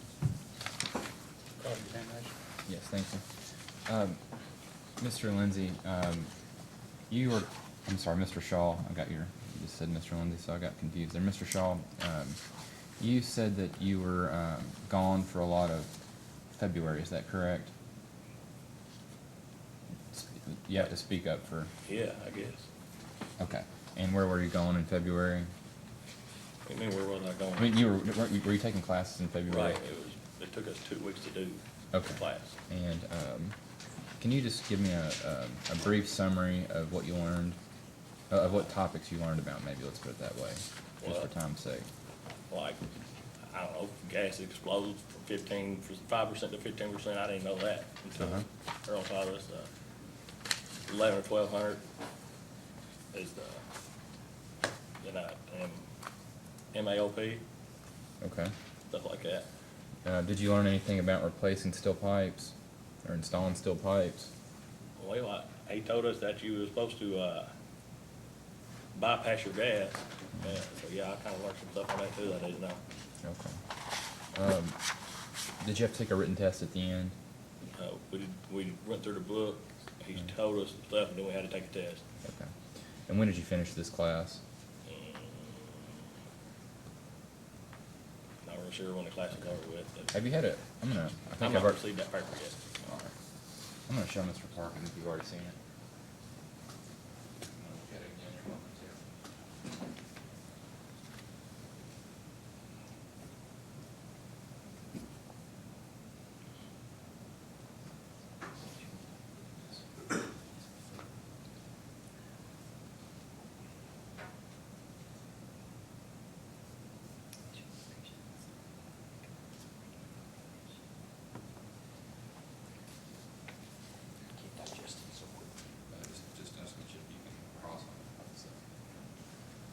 Could I take a look at that before, just to see what it is? We can make copies if that would.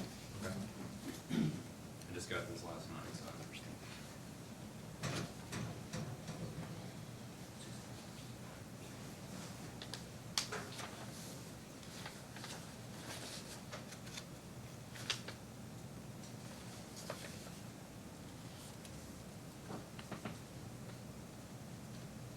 Commissioners like us to make a copy of that?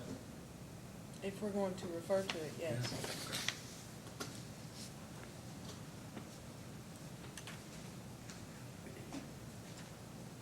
Somebody wanna notice that?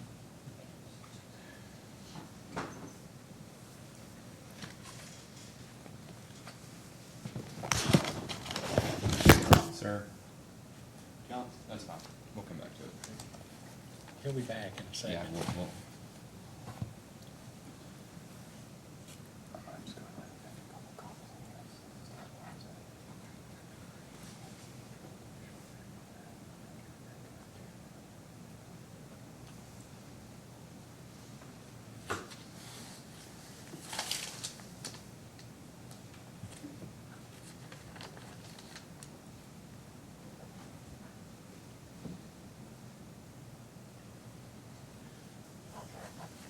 So while he's doing that, we can go over some other stuff. Okay, then we'll get to it. Yeah, that's fine. So in the past week, have you been working for the city of Drakesboro on site?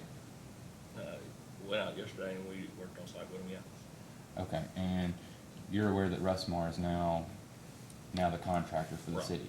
Okay. And have you had any contact with them since they've come on site?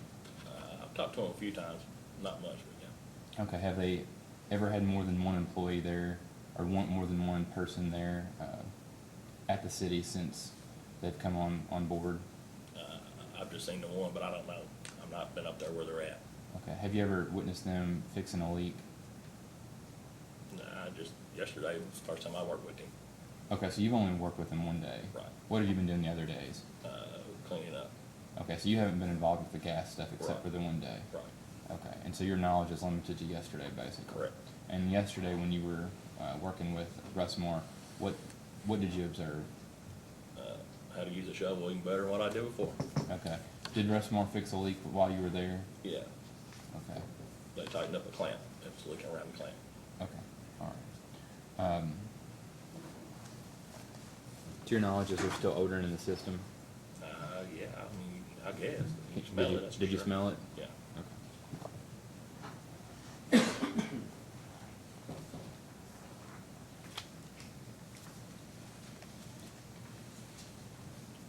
Do you have any idea, did Mr. Jones tell you why he sent you to classes for your OQ, for your qualification? Qualified. Yeah, did he tell you why? Well, because I wasn't qualified. Okay.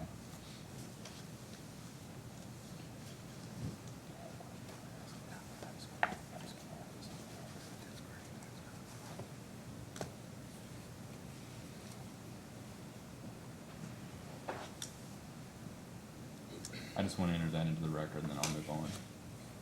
Let me ask just a question of you and the mayor, you can ask the mayor. I would assume that the city or any gas company would have the operator qualifications on file, or should. I don't know if that's true, but I'd be interested in knowing who the name of the individual or the company that did perform the first qualification training on Mr. Shaw, if you can find it. That would be Thank you. His name is Earl Taylor of Oh, ITS. that's the second one. I was thinking, I know before you, apparently, Mr. Shaw had been Gruber? trained previously, but he did not recall the name of the company that first qualified. I think, Sir, I can't remember, I think you'll have to ask Eddie Brake, because that's who okay. told us, All right, we'll put that question down.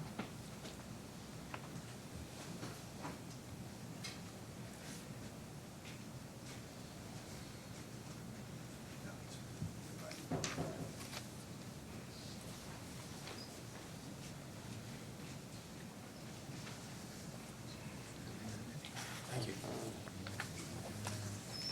Thank you. Smart, this is Drakesboro Thank you. 1.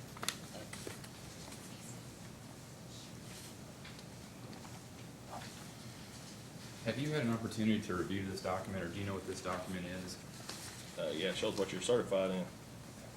And, don't wanna go through all these again, but does this reflect your transcripts or your testing that was done through Industrial Training Services? Yeah. Okay, and, it says in the middle of the section, it's got a P and an F. Does it reflect that you passed almost all of the testing that you submitted to? Yeah, yes. Okay, well, you don't have to guess. If you don't know, then that's fine. Since he's authenticated this, I would ask that this be entered as Defense Exhibit 1. Any objection? No. Let it be admitted as Drakesboro Exhibit 1. I think also in front of you, you've gone through some things. I think it's Commissioner's Exhibit 1, and this reflects some things that happened in 2017 and 2018. Yeah. Okay, these items that were done, these supposed tests, this happened before Mr. Jones was mayor, correct? Right. Okay, those are all my questions. Commissioner Matthews, questions? I don't have any. Mr. Shaw, I take it that, well, as you've indicated, you never performed a leak survey at any time. You drove the Right, I drove it tractor, on it, the correct. mule, or whatever Right. at some point for Mr. Lindsay. Right. Right, but you never performed a leak survey, and if your name appears on this 2017 and 2018 leak survey, basically, you didn't cause your name to be put on there because you never performed that work, correct? Right. Okay. And you don't know who did? Right. I know it wasn't me and no Blake Bishop though, because Blake Bishop was gone before I was. Okay. Well, he was gone because he was out of jail or because he wasn't an employee or? No, he was gone because he got locked down. He got in trouble. So he Oh, gone. all right, so he was, all right, he was out, he could get out, I guess, on work release or get out to perform work for public entities, probably. But at some point in time, he had disciplinary issues in prison or jail. Right. And couldn't get out anymore. Correct. And do you know, are you saying that during one or both of these time periods, he was on lockdown or? Well, I'm just saying, we didn't do it. That's all. I don't know You did- exactly right, that. What, you said he was a state prisoner. Where was he incarcerated? At the Muhlenberg County Jail, but it's the Class D side, which is considered state, I reckon. Okay, so yeah, I know some county facilities can hold state prisoners. I just didn't know if that's what it was. Thank you.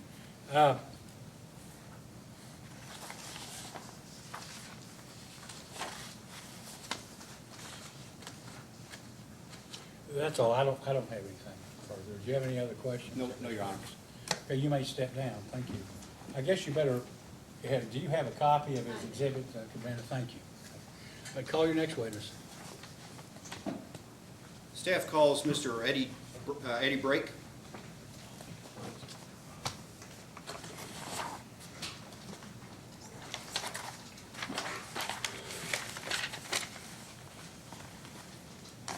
Mr. Park, is this your last witness? Or are you having somebody else? It was Janetta Turner, who's in the audience. I had not intended to call her, but the commissioners might want to hear from her in her role there on the ground that first week and dealing with the Well, I know records. she wasn't separated, but we'll take that into consideration. We'll look at it in a minute.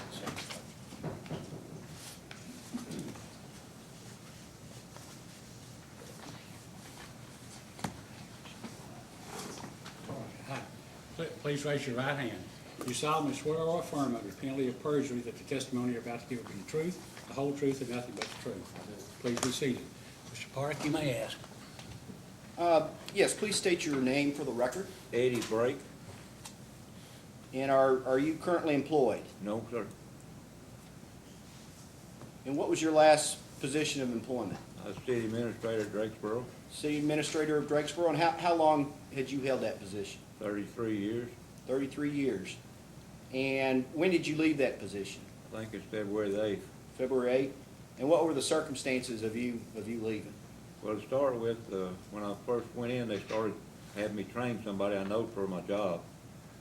And, he changed my title from city administrator to city engineer, which council hadn't even voted to abolish the position of city manager or make a position for the other. And then, And who changed your position? the mayor. And was it your decision to leave, or were you terminated? Was it a mutual decision? No, I just quit because the last thing he done is cut my pay. And what were your job duties the same when you were city administrator and city engineer? It was just a change in Altogether title? different. I didn't have no say over employees or nothing. And that was, when did they make the change to city engineer? February 3rd. February 3rd? Fourth. February 4th, okay. Before that change, while you were still city administrator, just in general, what were you responsible for the Well, I city? took care of the office, all the city business and all over the employees. And were you also in charge of the city's gas system? Yes, sir. Okay. Does the city have wastewater and water And drinking systems as water, well? yeah. Were you in charge of those too? Yes, sir. And what was your training for the gas system, safety training? We got a Danny Miller that gives it to us. Danny Miller, Yes, sir. and he provides the operator qualification courses? Well, on that there, it was Tri-State down in Tennessee. And then the guy that done it moved to another company. He done it the last couple of years. But you can call Tri-State and get all the records and everything. Well, what was the individual's name? Was that, Charlie Balgus. I apologize, couldn't hear you. Charlie Balgus.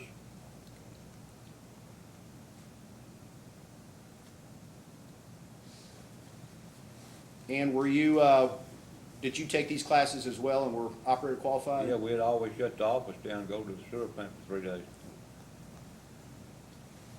Did you yourself ever try to qualify anybody? No, DOQ? Okay. While you were in charge of the gas system, who read the meters? the workers and inmates. When you say inmates, we've heard a reference earlier today. How did the city come to use the labor of Well, inmates? it's just something that the whole county was trying to get everybody to do, give them work for their dinner and, try to help the inmates, What other tasks did inmates do on the system other than meter reading? Did they ever work on leak repairs or Well, help they respond? assist us, yeah. We'd be Okay. there with them, though. And what would they do on Well, it? I gotta be honest, we'd let them do the shoveling and stuff like that. Okay.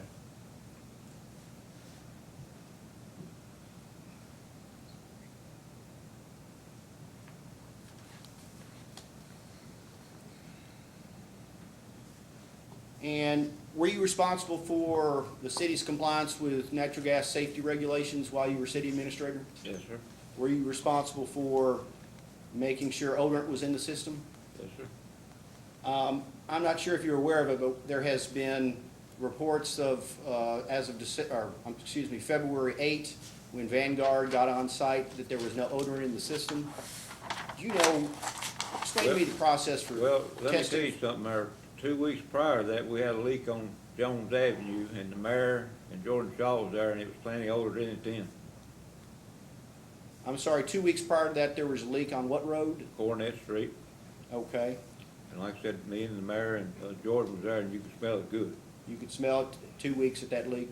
Yeah, so Okay. something happened in them 2 weeks. And as far as regular testing for odorant, was there a, There was records on sniff tests, patrolling, valve reports, regulators, everything. okay. And where are those records? Are they all still with the city? I have no idea. All right. They was at the sewer plant, and when the file cabinets got to the city building, wasn't no records in it. Do you recall how often the sniff test would be performed? I think once a month. There was records of it. What about, were you responsible for the required leak surveys for the business district? I just wanted to get it set up, yes, sir. Okay, and who would perform those? Used to the Tri-State, when they come down to give us our gas thing, and they quit doing it about 3 years ago, and Robert Lindsay's been doing it. Okay.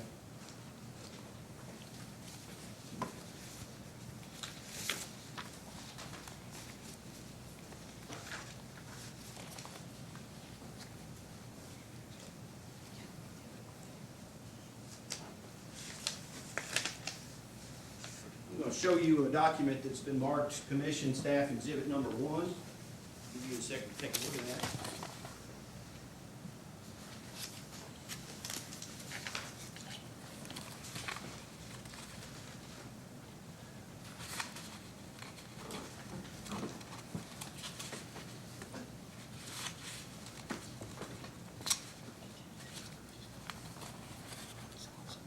Okay.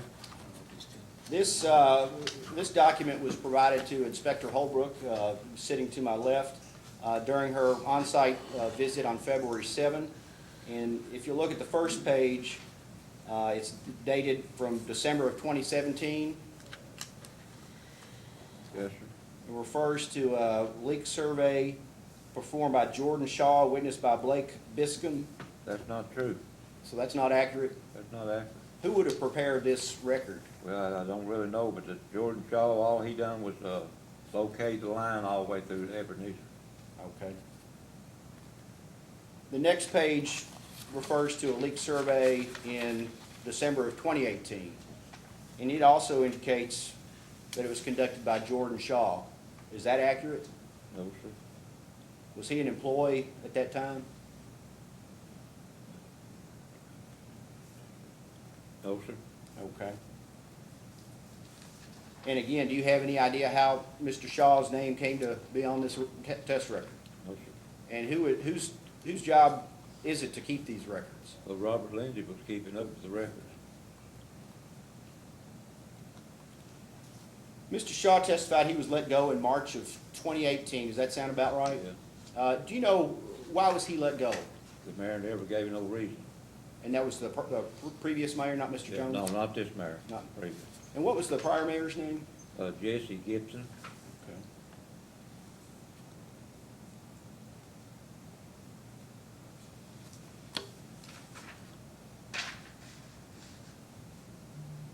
Based on your observation of Jordan Shaw when he was working with you on the gas system, do you think he's got the training, skills, and knowledge to go out and handle gas emergencies? He's learning, and I think he could. You think he could with some additional on-the-job Yeah, training? yeah, And a little bit more training. a little bit more training, okay. What about Donald or D. Sims? Do you have any familiarity? I didn't work with him that many days, I mean. Okay.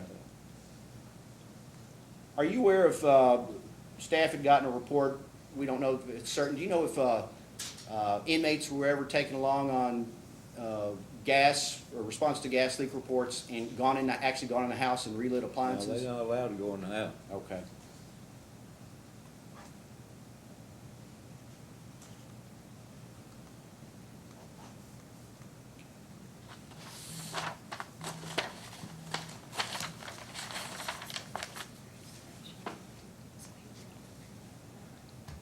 I have no further questions. Cross-examination. No, sir. Mr. Mayor. Who does Robert Lindsay work for, or who did he work for? He worked for us, but he went to the city of Sacramento.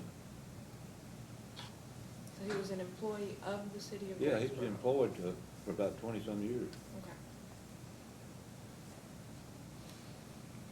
That's all I had. Mr. Brake, Robert Lindsay was employed by the city of Drakesboro, but he's out of state now, is that what you're saying? No, he's working in Sacramento down in McLean County. Oh, I thought you Yeah. maybe meant No, Sacramento, no, California or I'm something. sorry, I shouldn't blame myself there. And when he worked at the city, can you tell us what his job was? Well, he was just, at our place, you know, it was just 3 employees. But he was really the sewer plant operator, but he took care of gas and water too. Was he a qualified Yeah. sewer plant operator? Yeah, I mean, being a sewer plant operator is probably a full-time job. yeah, isn't it? well, he helped on everything though. So if there were leak surveys and so forth, he'd be responsible for that? He's Is the that one what who's you're most saying? time doing it, yes, sir. Now, apparently the records have disappeared or gone or whatever. When's the last time you saw the gas company records? Well, I've been going through them after I went back to work. They disappeared while I was working. But they was in that file cabinet.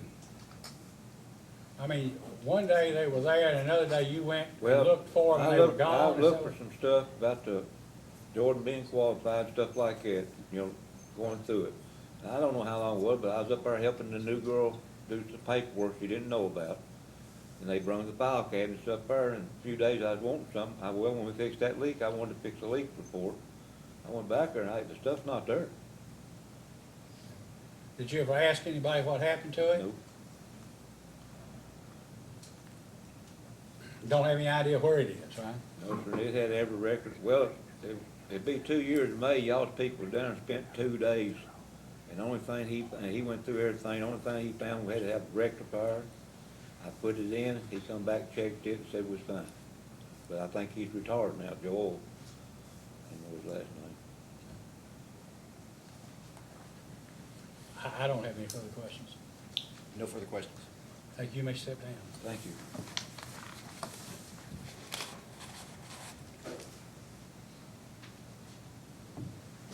Now, I asked specifically if, what's her name, Jeanette, what's her last name? Janetta Turner, I believe. Jeanette Turner, it was gonna testify, and you said, no, not this time. I don't think it would be, I mean, we had the rule, but I wanna call her and ask her one question. And and not what anybody said or anything with the mayor, but I'd just like to ask one question. Would you mind, Mr. Hurst?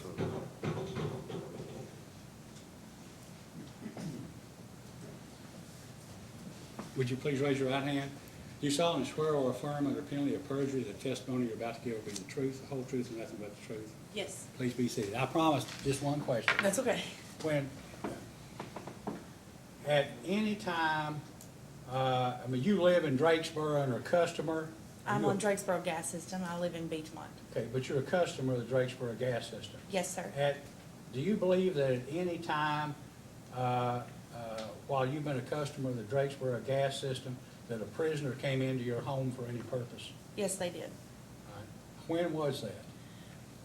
Without looking at Approximately my when? information, it was sometime between December and January, Of 2018, 2019? 2018. Okay. December of 18 to And 19. what were the circumstances? Well, I had gas service turned on. I just moved there in August. And I wanted gas service for my heat. And I had went to the city a few days prior to get things turned in my name and pay the deposit and what have you. And had them, they had came out to, I guess, turn my gas on at the meter. And there was a gentleman and 2 inmates there too, and they turned on the meter outside. And I asked them if they were gonna light my pallets or just let the gas go, and they said they could. So they came in the house and looked at my fireplace and had issues trying to, with the igniter, I guess, with that. And so they said, we're just gonna turn the valve back off. And you'll have to get a plumber or HVAC person in here to look at your fireplace. And of course, that's what I did. How many people came inside?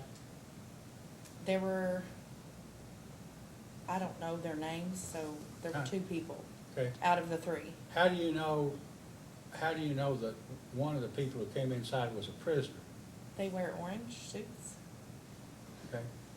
Of the 2 people that came inside, were both prisoners or just No. one prisoner? One had orange on, that's all I know. The other one was in civilian clothing. I don't have any other questions. Anything from anybody else? Okay, thank you. You may step down, thank you. Are you finished, Mr. Clark? Is that your case? Yes, Chairman. Mr. Driscoll, you want to go Can we ahead? take 5 minutes of break? I need. All right, we'll 5 take, minutes. I'll tell you what, let's take 10 minutes. We'll come back 25 to 1. We ought to be able to finish in 15, 20 minutes, you think? You have to take whatever time you want, Well, I'm just saying. I'm gonna call Mr. Jones and then obviously Mr. Russmore, so Well, however long it takes, it'll take, that's All no right. problem. All right, we'll be in recess for 10 minutes. Okay, we're now back on the record. Mr. Driscoll, you may call your first witness. Yes, sir. I will call Sean Martin of Russmore.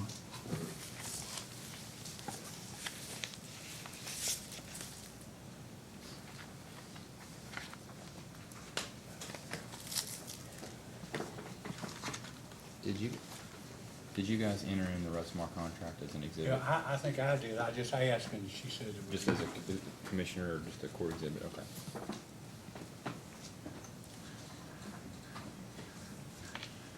Did y'all come up this morning or last night?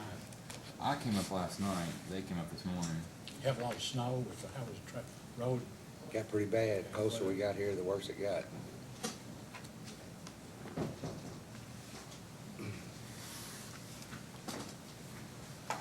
Please raise your right hand.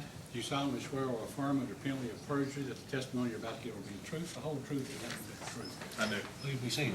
Mr. Driscoll, you may ask. Thank you. Sir, can you just state your name? Sean Martin. And you're related to Russmore by, what's your relationship with Russmore Utility Management? I'm the Chief Operating Officer. Okay. And I want to ask you just briefly about your background. If you can tell me what your, how long you've been working in your current position? As the COO, Yes, sir. 7 years. Okay. And prior to that, did you work in this industry? Yes, I've got 25 years' experience in the gas industry. So prior to being COO, what did you do in the natural gas industry? I worked for my father's company for 20 years, and then I started Martin Contracting in 2012, which is a pipeline installation company. Okay. And do you have any training that's specific to your job? I do, yes. Okay, tell me what that training is. Well, I've got, of course, 25 years' experience. Sure. Do you have any form, when I say training, I meant more along the lines of coursework or? Do I have any current operator qualifications? Yes. Myself, no. Okay. And do you have any kind of history, you know, in terms of, do you have any history with seminars or other types of training that's outside of on-the-job training? I've, in the past, have been OQ qualified for all tasks. I'm an active member of the Kentucky Gas Association and the Tennessee Gas Association, and I have sat on the KGA's education committee, so. Okay, so it sounds like you know quite a bit about your industry, is that fair to say? I would think. Okay, all right. Tell me, how many employees does your company have? The Russmore Yes, Russmore Utility Management. Utility Management has currently 6 employees. Okay. You had some hesitation there. Why did you have some hesitation? Well, I have a sister company, Martin Contracting. Okay, and tell me what that, what's the relationship between Martin Contracting and Russmore? Me. I don't know. I didn't mean like you're a little physical. I'm saying, do you guys do projects together? We do. We work out of the same office. Basically, we separate from what I consider the professional side of it, which Russmore Utility Management, as far as the compliance side of it. Okay. Martin Contracting is strictly a construction pipeline installation company. So they do the, Martin Contracting does the grunt work, maybe. Is that fair to say, while Russmore does more of the compliance side? Yes. Okay. How many employees do you have through Martin Contracting? There's 119 actively this week, 103 which are covered under certain OQ tasks. Okay. And that's not, is that including the Russmore? No, it is not. Okay, fair enough. And Both companies are OQ'd through both companies, so they have matching cards, so. fair enough. And I'm going to show you a document, and it's been entered, I believe, previously, but I'll show you my own. I'll tell you what, I'll use the court version just for simplicity.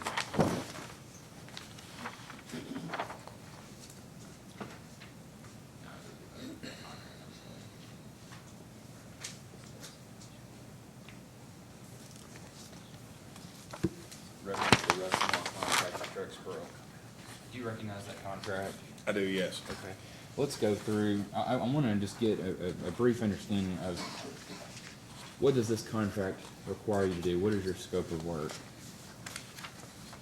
Well, as per Appendix A, Russmore Utility Management will provide the 24-hour on-call service for an emergency response. Okay. We will also provide an operator qualified person to perform the inspections required per DOT Title 49, Part 192, and by the Public Service Commission. Leak surveys of natural gas system, annual corrosion inspections, regulator inspections, operation of key valves, designating odorant reading locations and taking those readings, developing an O&M manual, implementing proper procedures for customers and 811 locating. Russmore will be providing hands-on experience and observing personnel provided by the city of Drakesboro. Okay, and I'm not going to ask you for legal conclusions. I'm going to ask you for your intent about this contract. Is it the intent of this contract or your intent that if there's an emergency leak or if there's an emergency situation that your company would take care of that and handle that situation? Yes. Okay. And there was a question earlier that was dealing with the number of employees that are available to do the work that's set forth in this contract. Is it your intent that it may sometimes require just one, or is it your intent that it could require more than one? I think there'll definitely be times where it requires more than one. Okay. So if I said that this contract only requires you to use one person for the job, would that be fair or unfair? Well, Do you have to have more than one person to fulfill this contract? yes. Okay. And it talks about $135,000 for a particular, I think it's an annual fee. Yes. What is that $135,000? That basically includes one person on site during working hours, Okay. to work and assist in normal everyday operations, along with assisting the city in getting the issues taking place to get them up to par as far as their compliance deficiencies. Okay. That brings me to another question. There are obviously some allegations of violations, and whether those are true or not, does this contract, is it your intent of this, what is your intent with respect to those current deficiencies as it relates to this contract? Our intent is to correct those. Okay. And so, do you expect to fix the current leaks? Or do you intend to fix the current leaks? I expect to identify the current leaks and give the city our recommendations of how to fix, the cost to fix, and upon their authorization, we will fix. Okay. And do you think that's covered under the contract that you've got with them? I think it's covered under the contract of us identifying those with the additional cost and prices associated with repairing those once authorized. Have you spoken with Mr. Jones about the current leaks? I have, yes. Okay, and has it been your understanding that he wants you to fix those leaks at some point? Yes. Okay. Have you fixed any leaks, or has your company, to your knowledge, fixed any leaks at Drakesboro so far? Not to my knowledge. Okay. There are some quotes here, and this is through Martin Contracting, and I want you just to turn back to the back where you've got your hourly unit prices, if you don't mind. Uh-huh. And on the hourly unit prices on the first page of those quotes, there are skilled labor, operator, foreman, superintendent, and GIS. What is the purpose of you including that within the quote? Anything outside of the, once our findings are made, anything outside of our findings and to repair those issues, depending on what they are, to get them in compliance, or repairing leaks. These are the hourly rates that we will use with the personnel that's repairing those leaks. Okay. Or deficiencies. And so do you expect to use these different types of employees or different types of workers on this job? Yes. Okay. Do you plan on doing a leak survey? Yes. Okay. And there were a few references to Odorant. Mhm. Do you have any knowledge of the current status on Odorant at the Drakesboro location? It is my understanding, limited understanding throughout this week, that we have identified that they were needing odorant. Uh-huh. And it was my understanding they contacted someone to get some odorant put in those. Is it your company's job to take care of that under this contract? It is, to monitor that, yes. Okay. There was some testimony earlier about, you're gonna have to forgive my limited ability to pronounce some of these words, but cathodic protection or cathodic testing? Yes. What does that mean? That is testing to see how the steel pipeline is protected from the atmosphere and the moisture, to make sure it has to have a certain amount on it to reject all moisture coming into the. And under your contract with the Drakesboro, what does that require you to do with respect to that? With our, we are to identify the readings annually. If they are low, then we are to propose corrective measures to get those up. Okay. And do you intend to fix those if necessary? Yes. With respect to pipeline markers, do you know anything about pipeline markers that are required with respect to natural gas distribution systems? Yes. Okay. What are those requirements, just in summary? Well, they need to be identified, you need to be able to identify where your gas line is laying, and preferably from one marker to the other, that you need to be able to visually look from one marker to the other to identify the route. Okay, and what is your company's intent with respect to pipeline markers in this contract? We will, once we find the location of the lines we identify, we will install those markers purchased by the city of Drakesboro. And under the contract, who will submit annual reports and other compliance documents? Russ Mark. Okay. And is it your intent to do so? Yes. Okay. You said that you had 119 employees at Martin Contracting. Based on your experience, is that enough employees or workers to do the job? Yes, I feel it is. Okay. Would it be pretty hard to do it with just 2 or 3 employees? In a timely manner, it would be, yes. Okay. We've talked a little bit about emergencies. What do you anticipate your company doing on emergencies? Well, at this point, just in the short term, we have a gentleman that is staying in the area through the week. Right. And we have employees working in surrounding areas that our response time is if there is an emergency, we can respond immediately and within an hour to isolate the area. And within an hour, we can have construction crews on site to repair anything. Do you have any emergency procedures that you guys follow with respect to fixing or addressing emergencies? Yes. Okay. With respect to relief valves and relief valve inspections, do you guys do that? Yes, Is that part of this contract? it is, yes. Okay. We've talked about leak surveys. Do you guys intend on doing that as part of this contract? Yes. When do you anticipate doing that? We hope to get started this week as long as the ground is not frozen.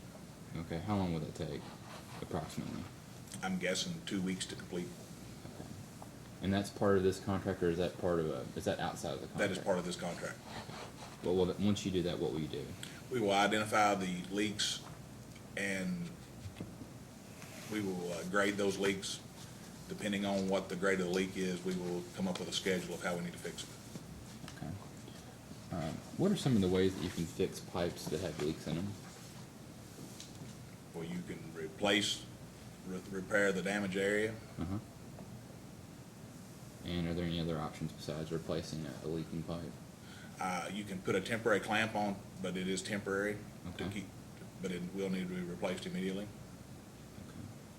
Okay. Do you guys have welders in your company? We do. We have 7 certified welders And what is the purpose of having a welder in a company like yours? to work on steel gas main and services. Okay. Is that important? Absolutely, yes. Okay. If you didn't have a welder, what would you do to remedy the problem? You're limited. Okay. You would eventually have to search outside sources to provide that welding. Okay. Are those welders available to fix things at the Drakesboro site? Yes.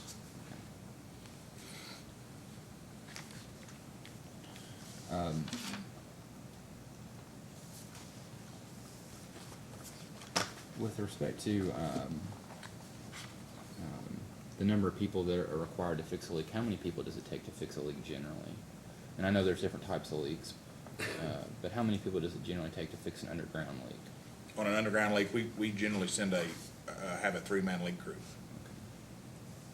And will that be available for this situation? Yes. Okay. Have you asked Mr. Jones to do anything as part of this process in terms of helping you do your job? He's just providing us with some personnel to familiarize us with the system at this point. With respect to anything that you guys have wanted or requested, has he complied? Yes. Okay. Do you know Ms. Holbrook? I do, yes. Okay. And have you worked with her in the past? We have, yes. Okay. Do you have a pretty good working relationship with her? I would like to think so. Okay. Well, I think she recommended you, so I hope that's why. Is this contract, I assume you did you write this contract? No, I did not. Do you know who wrote it? Our attorney. Okay. Is this something that you just used for this situation, or have you used it in other situations? We have used it prior in other situations. Okay. Are there other contracts that you use sometimes? Or is this Yes. your, okay. Would you consider this a standard contract, or would you consider this outside of the norm? I would consider this a standard contract for this application, yes. Have you reviewed the deficiencies that have been listed by Ms. I have, Holbrook? yes. Okay. Are there any that you think that your company is not capable of addressing in terms of physical? No. Okay.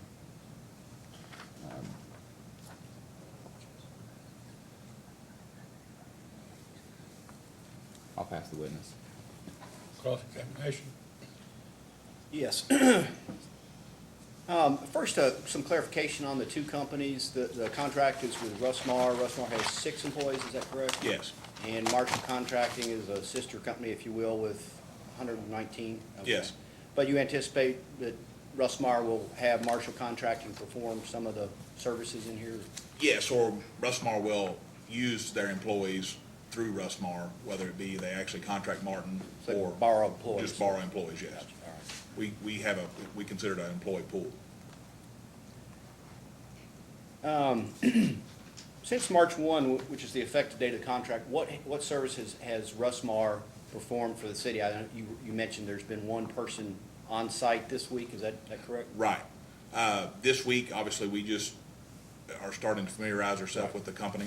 The area, we have taken some corrosion readings. We've taken odorant readings, and then we have assisted in some relights or just kind of some training measures with their local employees. And you indicated there was one, the individual on site was staying locally, at least for this week? Yes. Okay, what about after this week? Well, in the near future, until we actually find a long-term plan due to how rapidly this kind of took place, we are providing the one employee, and he will be staying through the week until we can determine a long-term situation. Okay, so the decision hasn't been made whether he'll continue to be there next week, Yes, he will be there. Yes, he will be there. It's just, we haven't made it a long-term decision yet if he will remain there, if we'll move somebody else in. I see, I understand.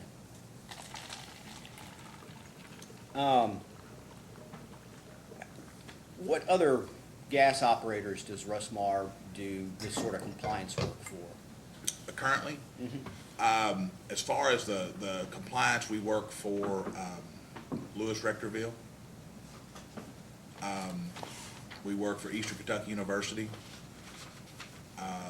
We can provide all the compliance for Richmond Utilities. We do Keeneland. In the past, we have operated Tompkinsville. I think that's currently what we actually, as far as, we provide multiple smaller scopes of work and compliance to multiple municipals, but those are the ones we actually, I would say, complete compliance blanket. More similar to this arrangement here? Yes. Okay. And then on the construction side, you've got crews that'll install pipeline, but they're not necessarily involved in the operating side. Right.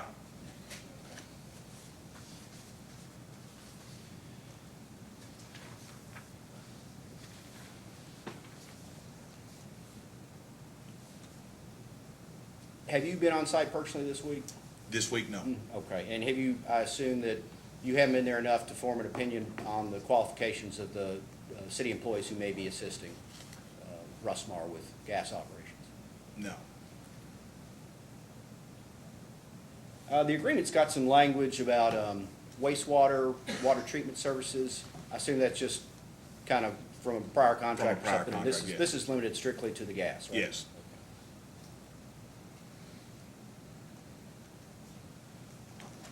I've got a few questions on the agreement. Do you still have a copy of that? I do, yes. Okay.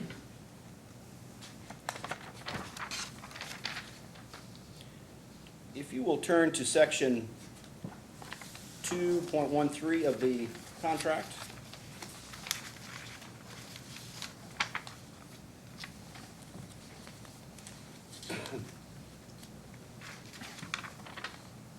Okay. And it says services that are subject to this agreement are budgeted as 1,520 actual straight-time man-hours per payroll period, a 2-week, consecutive 2-week period. How is that calculated, and just, can you explain what that means for us? We just, from prior contracts, have calculated the standard, what you actually work with minus holidays and your standard working hours for a year. And that's for one person? Yes.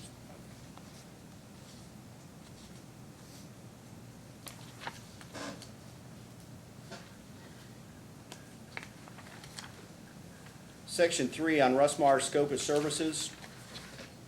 It says the scope shall be designated in appendix blank, but I assume that's reference to the letter that's attached to the back of the contract? Yes.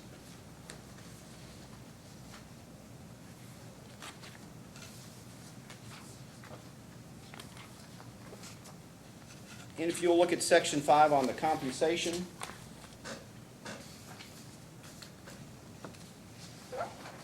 It says the management fee represents one qualified person and management fee only. And this is something I think we want some more detail on. Is this going to be a dedicated, not necessarily the same individual, but a dedicated Russmar employee that's going to be assigned to Drakesboro every day, all day? Yes. Okay. And at least at the beginning, you said he's going to be locally or close on site. Is that something that would be difficult to have that person on site for more than a short period of time, or is that, No, we're just trying to find some permanent, I see, somebody who could actually reside in the area? right. I see. So the intent is to have, or the agreement is for Russmar to have boots on the ground there at the city, at least Yes. one person? When I say temporary, we're staying in a motel. Gotcha. We're looking for some permanent housing. Section 9 of the agreement states the agreement has an initial term of 24 months, but it also states that the contract starts March 1, 2019 and terminates March 1, 2020. So it's an inconsistency. What is the term of this? Right. That should have been 12 months. The city asked for a 12-month contract. Okay.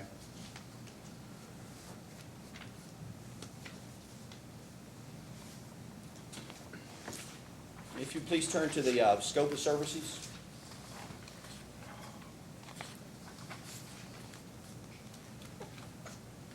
It says Russmar will provide a 24-hour on-call service technician.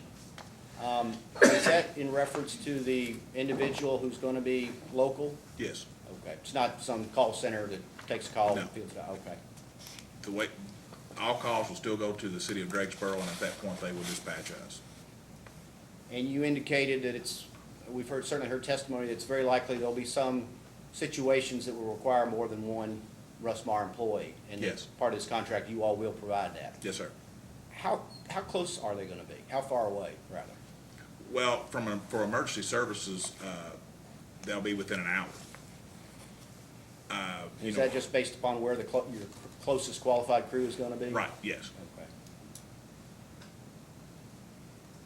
Okay. And as I understood your testimony, the first paragraph of the scope of services sets forth what that one person is going to be doing, what's included in the management fee, whereas the second paragraph includes additional services that Russmeyer will perform, but there'll be an additional charge based upon the schedule of costs. Is that correct? Yes.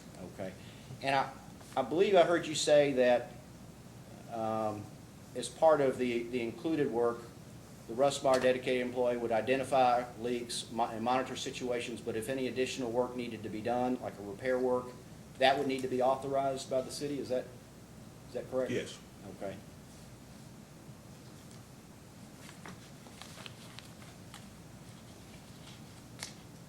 Well, counsel for the city did refer to some language in the agreement that gave Russmeyer the ability to act in an emergency basis. Are you aware of that? Yes, sir.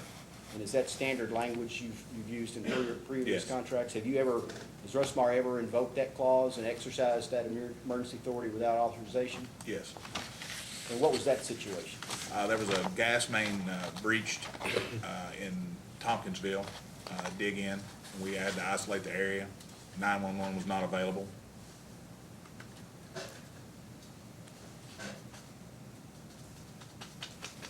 Do you have a process in place or a standard that will give you guidance as to when Russmeyer would invoke that provision? Like what level of concern would I think that once it's situational? it's situational, yes. Okay.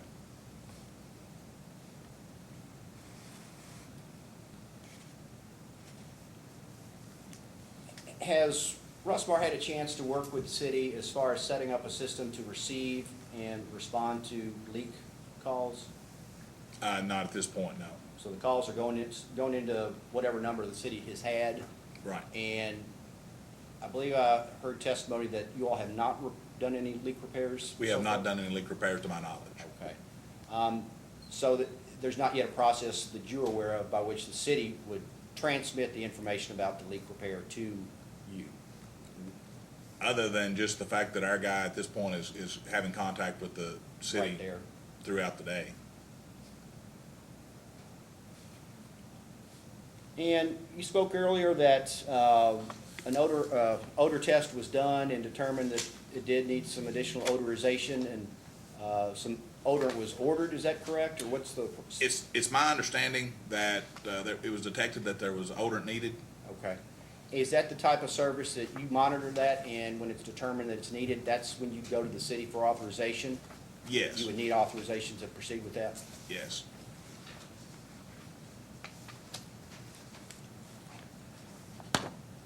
What about weekend and night coverage? Would that be the dedicated on-call local person? Yes.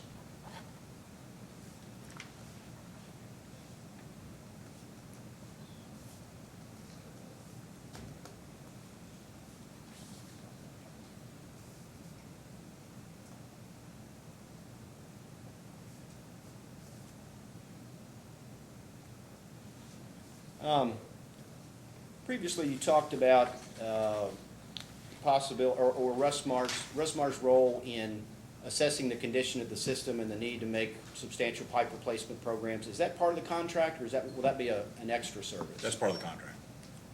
And what do you see, how do you see Russmeyer performing that duty? How Well, will it undertake to do that? It obviously, we start with a leak survey and cathodic protection readings and to see what kind of current state the system's in. At that point, we will begin assessing what we need to do in the long term.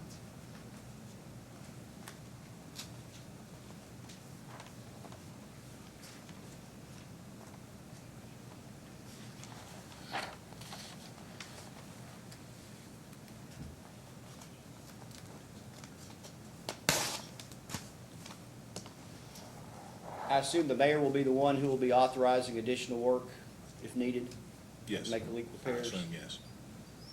And there's not yet a process to do that yet. The work order comes in. We just don't know what the process is that's going to be. Well, I think at this point, once we are familiar, we continue to familiarize ourselves with the situation, we get our leak survey, then we will take those issues to the mayor and obviously give him advisement in writing of what needs to be done, and at that point, he will authorize it to be fixed. I know the agreement contemplates that Rustmar will be providing some training services to the city employees. Is it your understanding that the city hopes to let its employees take over the gas system after a one-year period, or do you have any knowledge about that? Do you anticipate that would be enough time for the employees to get up to speed? I'm just gonna object to that.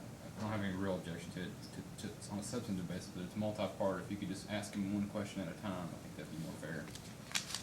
Overrule, if you understand the question, you can ask. If you need the council to break it down into subparts, and you may obviously do that. But if you understand the question, you can go ahead and answer it. Right. I think it's my understanding, at some point, the city would like for their qualified personnel to take the system back over once we get it in compliance. The time in which that is, I'm not sure what that intent is at this time.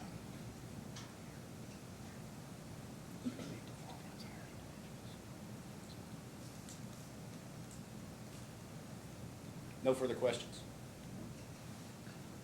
Mr. Matthews, any questions? I don't have any. Mr. Martin, your other company is a pipeline company, is that correct? Distribution pipeline, yes. Distribution pipeline. So basically, you assess, evaluate, and probably bid on projects for gas companies, municipal-owned gas companies, and so forth. Yes, sir.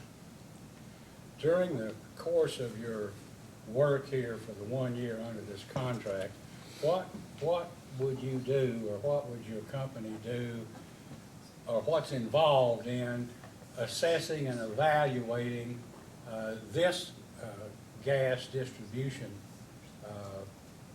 system for the purpose of determining what needs to be replaced and how much it would cost? How would you do that? Well, we have to do, obviously, our investigative work, such as the leak survey, cathodic protection, do some visual inspections along the pipe, and then over the course of the year, we'll determine the areas that we feel like are problematic. And at that point, we will look at some cost evaluation as far as moving forward in the future, after it's safe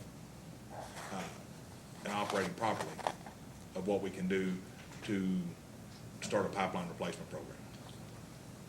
Well, how long, the reason that I ask you that is that I wouldn't be surprised if this commission ultimately enters an order that Tompkinsville basically submit to some type of evaluation of their system. From what we understood from the Vanguard gentleman who previously testified, the work they've done there for a month disclosed a lot of inadequate steel pipe with numerous clamps and so forth. And obviously, those things, according to them, they had after Odorant was put in the system, they had 103 calls within a period of a few days of leaks. So I don't know, some of those, many of them apparently were inside and obviously would be out, if they're on the customer side of the meter. That's one thing. But we have to, in our role here, assess what this system is going to be able to do in terms of mitigating what appears to be an unsafe situation. And that would be something we would consider in terms of whatever civil penalty might be assessed against them. So I guess what I'm saying is during the time period that your company is involved, would you have any problem or issue in making such an assessment and reporting to Drakesboro with a copy to us of what you think needs to be done and what the cost would be? I don't have a problem with that, no.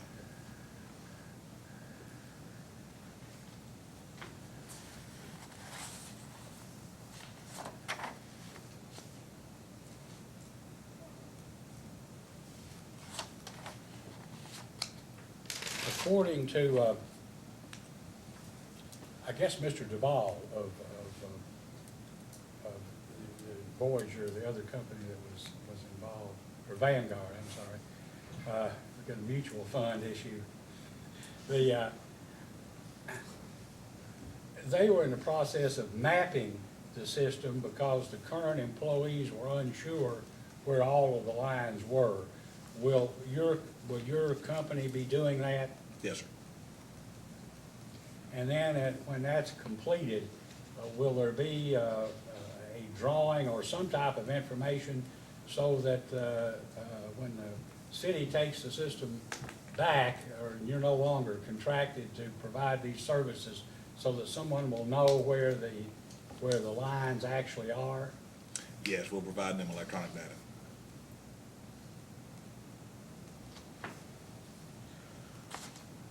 I have no further questions, thank you. Anything? Nothing further? Okay. You may step down, thank you. Do you need this back?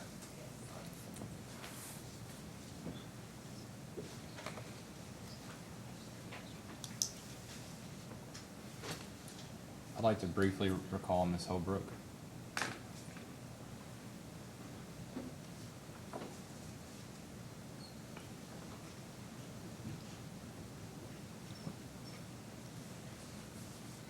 Ms. Holbrook, you're still under oath. Thank you. Ma'am, is it fair to say that you, I'm going to leave you off. I'll restart that question. Do you have any dealings with Rusmar in your job? I inspect operators that they provide services for. Okay, and did you ever recommend Rusmar to the city of Drakesboro as an operator? Yes, on the sheet that I took my contacts out and I wrote them on the top on a piece of notebook paper. Why did you recommend Rusmar? They're on the contractors list. Okay. Was there any other reason? Okay. Do you have any opinion as to their ability to do the job? No. Okay. Well, you heard Mr. Martin testify. Did his testimony indicate to you that they were willing to rectify or remedy the problems, or at least a large part of the problems that you referenced in your report? He says that they'll remedy the problems. Okay. Well, did the scope of work fall short of what you want to be done? My only concern is emergency response Uh-huh. and timing. Uh-huh. That there are properly trained and qualified people that can get there in an event of emergency and can respond properly to an emergency, and that are operator qualified and trained. Okay. So. And what- I'm unaware of the employee that, I don't know who the employee is gonna be that's gonna be working with the city of Drakesboro at this time. Okay, so the basis of your concern, is that related to the identity of the employee? I don't know. He said he has someone down there now. I'm unsure of, I don't know exactly who it is. Right, that's my question though. Is your concern based on what the identity of that employee is? Yes, and that they will be there 24/7, 365. Okay. So, do you have a list of employees that you're familiar with, or a list of people that you're familiar with that you're comfortable with? No, I mean, I don't have, I'm not familiar. I've worked with his employees in the past, but to be on a one-on-one basis, name with them, I don't know, no. And we would have to check their OQ qualifications and their training. Okay. Well, I would assume you wouldn't recommend anybody that wasn't qualified. Right. Okay, so you recommended Rusmar, right? I put it down on the list for him to call different contractors. Okay, how do you get on that list? Operators in the past, we have asked them provide services, and they've asked to be put on the contractors list and updated. Okay, so there's no criteria to be on the list? What we do is we normally take it, we don't check in the past. This was a list that was created prior to my working here, and it's just evolved that certain contractors that work, and we have seen them work in the past, are on the list. Okay, and so you base is it fair to say that you base part of your inclusion on the list based on their prior work? Yeah, I mean, yes, yes. Do you have any problem with Russ Marr's prior work to your knowledge? An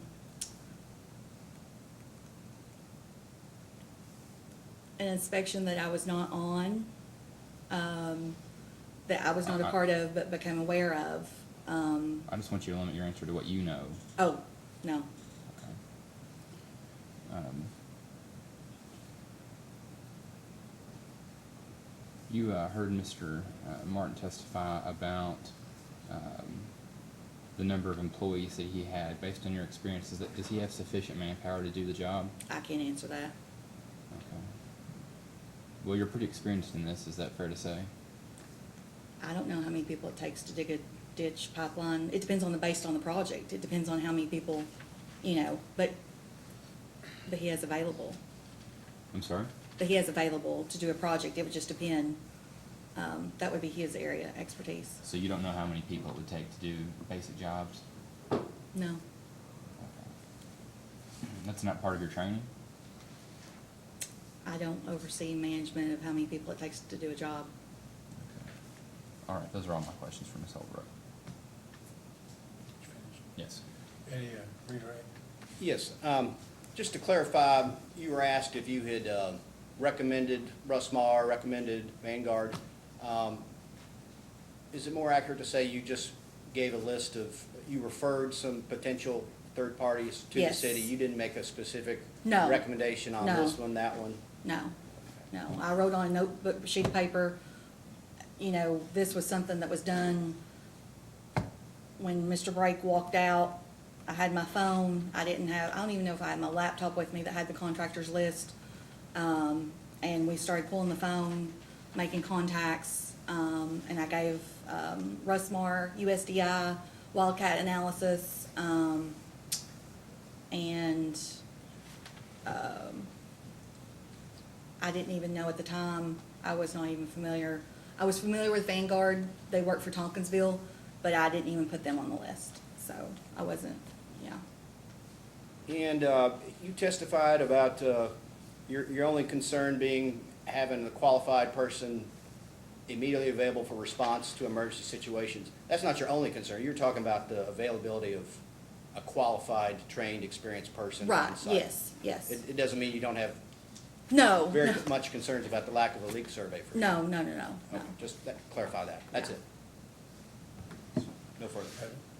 Anything, Mr. Matthew? I have nothing. I just want to come back to an issue that he brought up. You said that you had a concern about having enough staff available for emergency situations.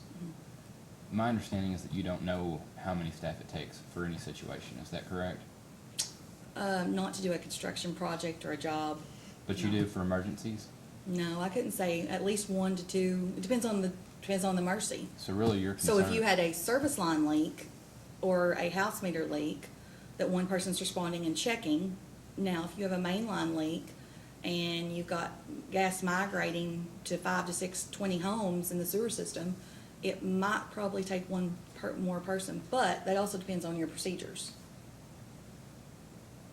And I don't know specifically what your procedures say. Do the procedures change how many people are actually necessary to do the job? I don't know. I'd have to look at your procedures. What I'm getting at is that you're concerned about the emergency response capability of Russ Marr. Is that correct? No, I'm not. I'm saying I want to make sure that someone is close enough to be able to respond. Okay, and if Russ Marr has somebody staying in Drakesboro, is that close enough for your liking? Yeah, it would make me happy. Okay. Do you have any reason to doubt that Mr. Martin is being truthful, that somebody's staying in Drakesboro? No. Okay, thanks. Those are all my questions for her. No further questions. You may step down, thank you. May call your next witness. I'll call Mr. Jones.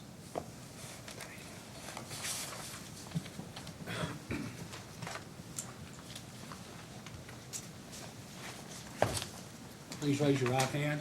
Do you solemnly swear or affirm under penalty of perjury that the testimony you're about to give will be the truth, the whole truth, and nothing but the truth? I do. Please be seated.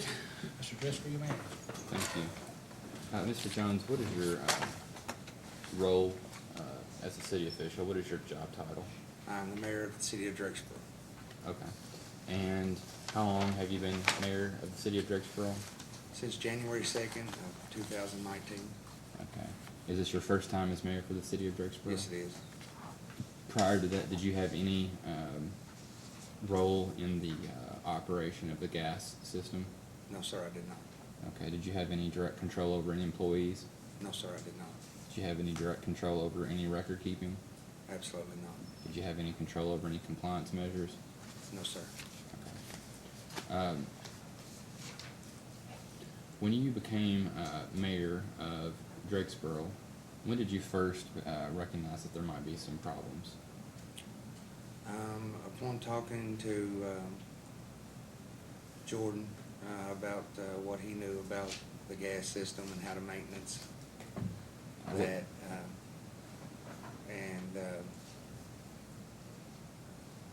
the very first time I became aware of a problem was on January 3rd, when all the employees quit. And I was contacted by Mr. Lyons of the PSC, and was told that there was a problem with not having operators on payroll to operate our gas system. So, What employees quit on January 3rd? it was Randy Sally, Uh-huh. Kenneth Bratcher, and Eddie Brake. Okay. I assume Mr. Brake came back to work. Yes, he did. Okay. What about the other ones? No, they did not return back to work. Did they give you a reason why they quit? They said that I didn't tell Mr. Brake what his job was going to entail after January 3rd. Okay. Was Mr. Lindsay still working at that time? No, he was not. And when you initially had this problem on January the 3rd, did you speak with the Public Service Commission? Yes, sir. Okay, and what did you inform them? After talking to Mr. Lyons of the PSC, we determined that I needed to get an outside third-party contractor. And after getting a list of third-party contractors, I spoke with Sean Martin of Russmar, and Sean said that he would handle any emergencies that I had at the city after January 3rd. Okay, and who gave you the list of contractors in that situation? That would have been Mr. Lyons of the PSC. Okay, and did you comply with that request? Absolutely. How long did it take you to comply with that request? By close of day on January 3rd. Okay. And then in February, what were the circumstances that led to problems in February? Are you talking about at the inspection? or Well, let's just before? go. Let's just go back to. I think there was a date reference, February the 7th, by Mr. Brake. If you could just take us back to what happened on February the 7th. I'm not absolutely sure what date he's referenced or what happened on that date that he's referencing. Okay. Well, when did you first start having contact with Ms. Holbrook? I had a conversation with her, and I can't remember the date, but she was scheduled to come to the city to do an inspection Uh-huh. or visit. And at one time I was going by the regulator stations. Mr. Brake had told me that, you know, when the temperatures got warmer and colder, that we had to keep an eye on the regulator station, so I did go by there. And at one time, it had a bunch of ice on it, so I called him and asked him about it, and there were problems that he addressed at that time. And so I called Ms. Holbrook and said that I didn't want to wait till her inspection. I wanted her to come as soon as she could to the city and help us get everything in order. Did she ask you to come to Drakesboro, or did you ask her to come to Drakesboro? I asked her to come to Drakesboro sooner than what she had scheduled an inspection for. Okay. And so when did she first come to Drakesboro that you're aware of? And this, since you've been mayor? I'm not sure of the date, but it was before the March schedule of the. Okay. Did she request that you do anything at that first initial visit? The first initial visit is when Mr. Brake quit. We Okay. had phone conversations before that, but that was her first visit to the city of Drakesboro. Okay. And did she request you do anything after Mr. Brake quit? She did. She recommended several contractors that I needed to get in contact with to operate my gas system. Okay, and so what did you do based on that request? Based on that request and after talking to Ms. Turner, who was introduced to me at that meeting by Ms. Holbrook, I picked Vanguard, or reached out to Vanguard to see if they would help us maintain our gas system. Did she give you a deadline for how long you had to comply with her request? Not at that meeting. Okay. When did she give you a deadline to meet that request? I think that was maybe the next night, which would have been the 8th, Okay, at our emergency council meeting. all right. I received a phone call, or the phone was handed to me by Ms. Turner, and Ms. Holbrook told me that I needed to pick a third-party contractor ASAP within the next 15 to 20 minutes. That the council, I needed to persuade them to take a vote, pick a contractor immediately, or she would reach out to the PSC to shut our gas system down. Okay, so in that 15-minute deadline, did you pick somebody? Absolutely. And who did you pick? I picked Vanguard Mapping Solutions. Okay, and so tell me, what was your contract with them? I know there's been testimony, but can you tell me what your contract was with them? It was for Vanguard Mapping Solutions to take, to help us 24 hours a day, 7 days a week, maintain our gas system.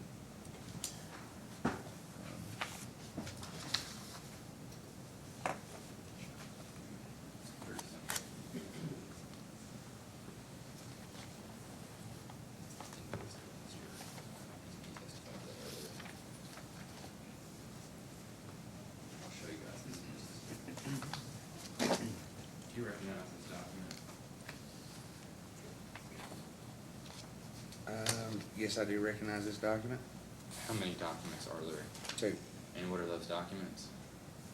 These are the description of the billing that we received from Vanguard Mapping Solutions. And how much how much is each bill? One for $40,892.25, another for $41,739.09. I would ask this be entered as Defense Exhibit 2. Any objection? No objection. Let it be so Collectively. marked and introduced.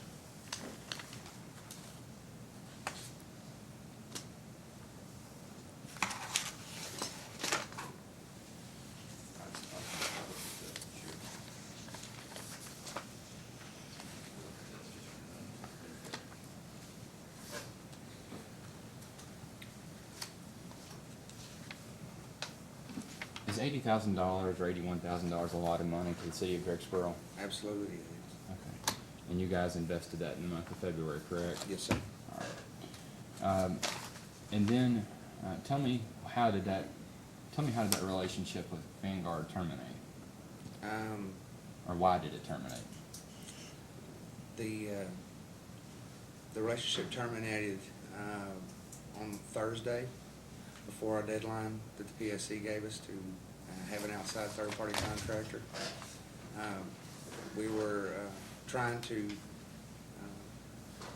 get financing from some of the banks, and we were unable to secure that financing by the close of day Friday like the PSC had recommended.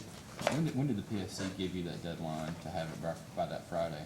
I think that was Thursday sometime, Okay, about so- 24 hours notice, maybe a little more. And so what did Vanguard want with respect to signing a formal written contract? They wanted me to secure a line of credit in, I think the last time me and Josh talked, it was in the area of about $250,000. Okay. And within 24 hours, were you able to do that? No, sir. Okay. Gotcha. All right, so based on you couldn't get the Vanguard contract, what was the next step you took? Well, I had talked to Mr. Sean Martin January 3rd. Okay. And at that time, he was our emergency contact. So I reached back out to him to see if maybe he could help us and just bill us for the things that he did going forward. And we worked out the outline of his contract, and I signed that contract with Mr. Martin. Okay. And what was the purpose of that contracting? What was your intent in entering that contract? To have our system maintained by a third-party contractor. Okay. Did you intend for there to be any work with respect to the current violations or the current deficiencies? To have him address all violations and all deficiencies. Okay. Is it your, sorry. Sorry? Oh, I didn't know if somebody made a comment to me, I'm sorry. And your contract with Rusmar, are you willing to take Mr. Martin's recommendations with respect to capital improvements? Absolutely. Okay. I'm gonna leave some of the technical things aside. I'm gonna show you some documents. I've given a set of documents for your all's convenience. I'm gonna go ahead and give you guys another set. We're gonna one for each of you. I'm gonna start out with the first one, which is the pipeline safety. It's two documents, or 2 pages. Could you just identify what that document is, sir?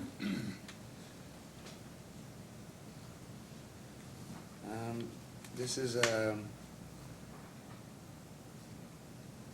is a document outlining some of the things that we need to do to get our system compliant with the rules and regulations. Okay. Are you gonna give that document to anybody? I would like to give it to the public for their information, also my workers and anybody that's involved in our gas systems. Okay. I'll move to enter that as Defense Exhibit 3. Any objection? No objection. Not may be filed as Exhibit 3, Okay. Drakesboro's Exhibit 3. Yes, sir. I know that there has been some talk about substance abuse policies. Have you guys, as the city of Drakesboro, have you guys developed any plan for the city of Drakesboro with respect to substance abuse? We have adopted a zero tolerance as far as substance abuse, alcohol abuse, and all of the present employees, including myself, have taken a substance and alcohol abuse test screening. Okay. And with respect to the substance abuse testing, can you just give me an outline of what that requires the employees to be subject to? Well, they were sent to a facility in Central City, and they were administered a urine analysis, and they were checked for any drug or alcohol use at that time. Okay. And I'm going to show you you've probably seen it. I'll show you this document here, if you could take a look at it. It's the New Start document. What is that document? What is the purpose, or what does that document intend to reflect? This reflects an employee who takes a specific prescribed drug, and that drug in no way impairs any operational skills under DOT or any other regulation. And is that part of your all's files for employees? Absolutely. Okay. I just asked that be marked and entered as Defense Exhibit 4. No objection. Sustained. I'm also going to show you this document. It's a pretty large document. We don't have to go through the whole thing, but if you could just identify what that is. And I'm looking at the emergency plan. Maybe I identified that for the witness a little early, but could you identify what that is? Mr. This Jones? is the updated emergency plan for the city of Drakesboro, updated procedure plan. Okay. As of February 2019, this was prepared by Ms. Janetta Turner of Turner Compliance for the city of Drakesboro. Okay. And what does your city intend to do with that plan? This will be developed as our new emergency plan. This was developed in conjunction with the county's emergency management and 911 and all of the fire department and all of the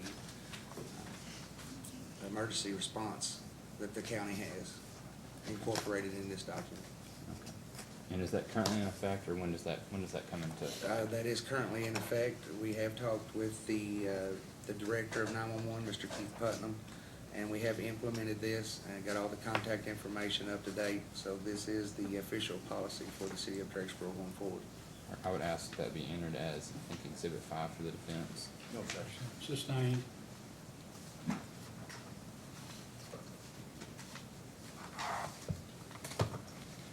I'm gonna show you another set of documents. And the top sentence to the top, the title is Regulator Inspection Report. There are 3 documents. Can you identify those documents, please? Yes, this is a regulator inspection report that was done on 2/13 of this year. This was done by, I'm pretty sure, representatives from Consolidated Pipeline Services. The inspector's name was Mr. Don Miller. Okay. And what about the other 2?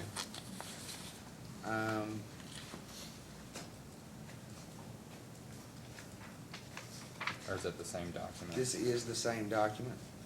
Okay. And, I believe can you The check third that? one is a different document. Okay. And, are these part of your company, your city's business records? Yes, these are the inspection reports that were done recently by Don Miller. Okay. And I'll ask any of those as Defense Exhibit 5. No objection. Sustained. Okay. I'm gonna show you another document. It's 6. 6, thank you. I'm gonna show you this document. It's the leak schedule. It's got a, can you tell me or identify what this document is? Yes, this going forward will be our routine leak survey, patrolling, odorant tests, valve inspections, regulator inspections, corrosion inspections, including rectifier inspections, cathodic readings. Also includes columns that would be marked under customer awareness, public awareness plan.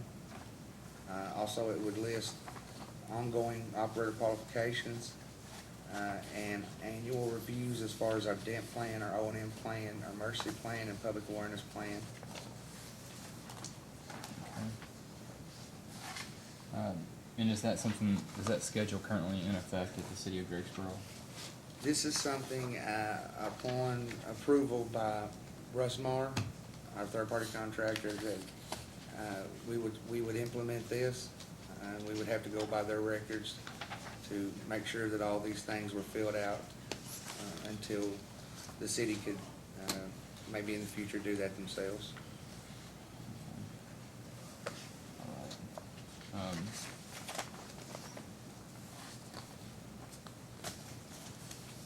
Ask that be entered as well. I guess that's the next one after whichever one Ms. Matthews said, so whatever that next sequential number is.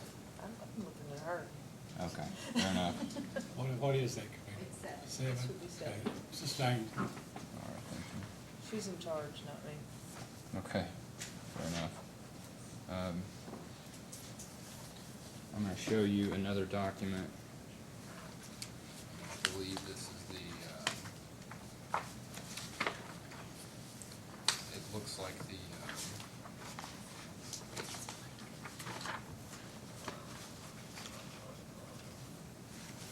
pipeline safety information.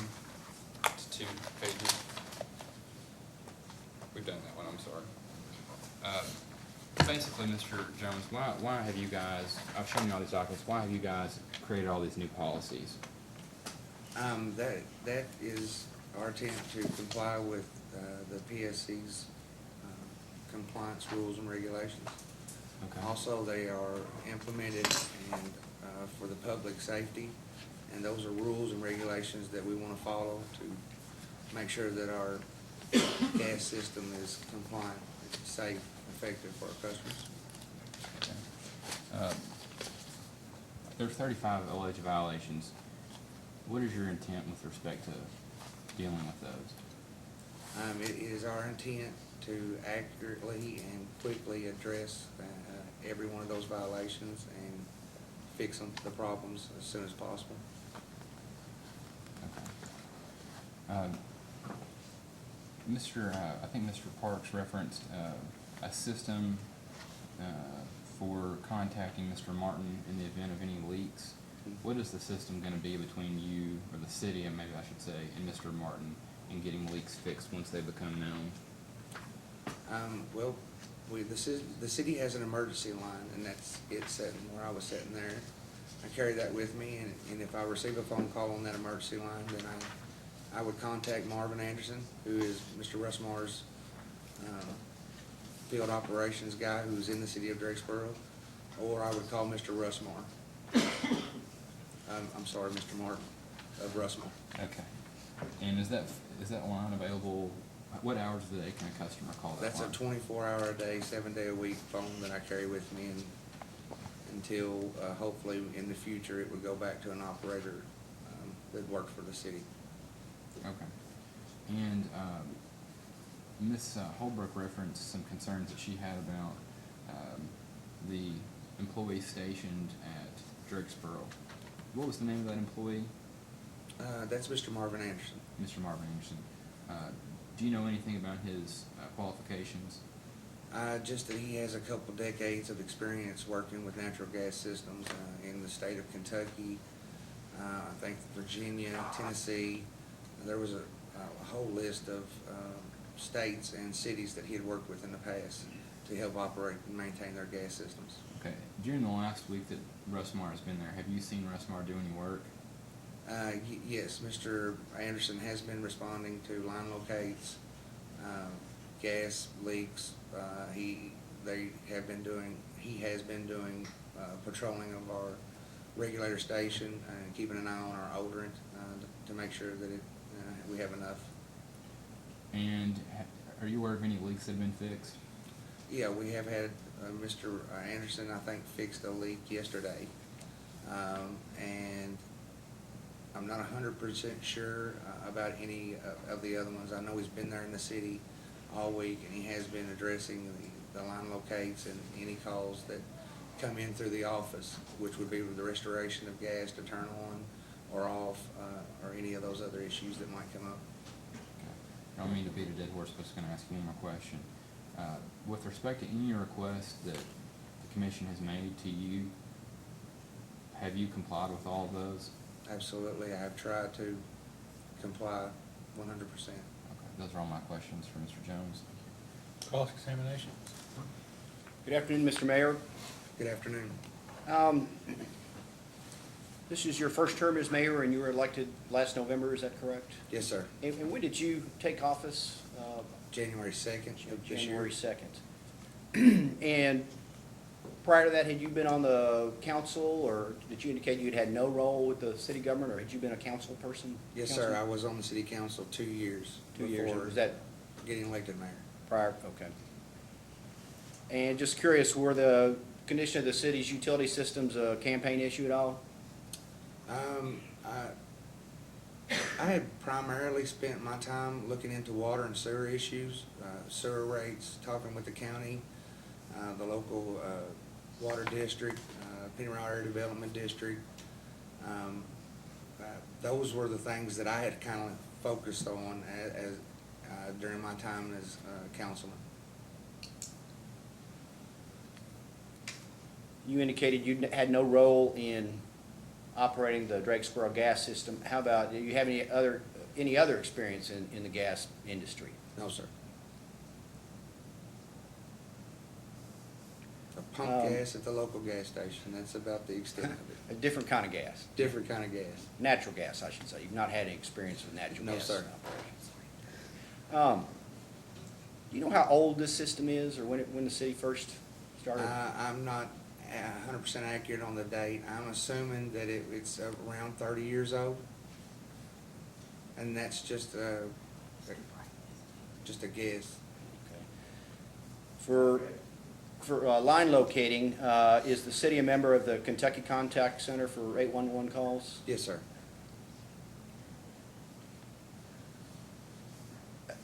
On a going forward basis for the city to be able to operate the system safely, finances are going to be a key part, not only with the cost of maintenance, but the cost of capital construction projects.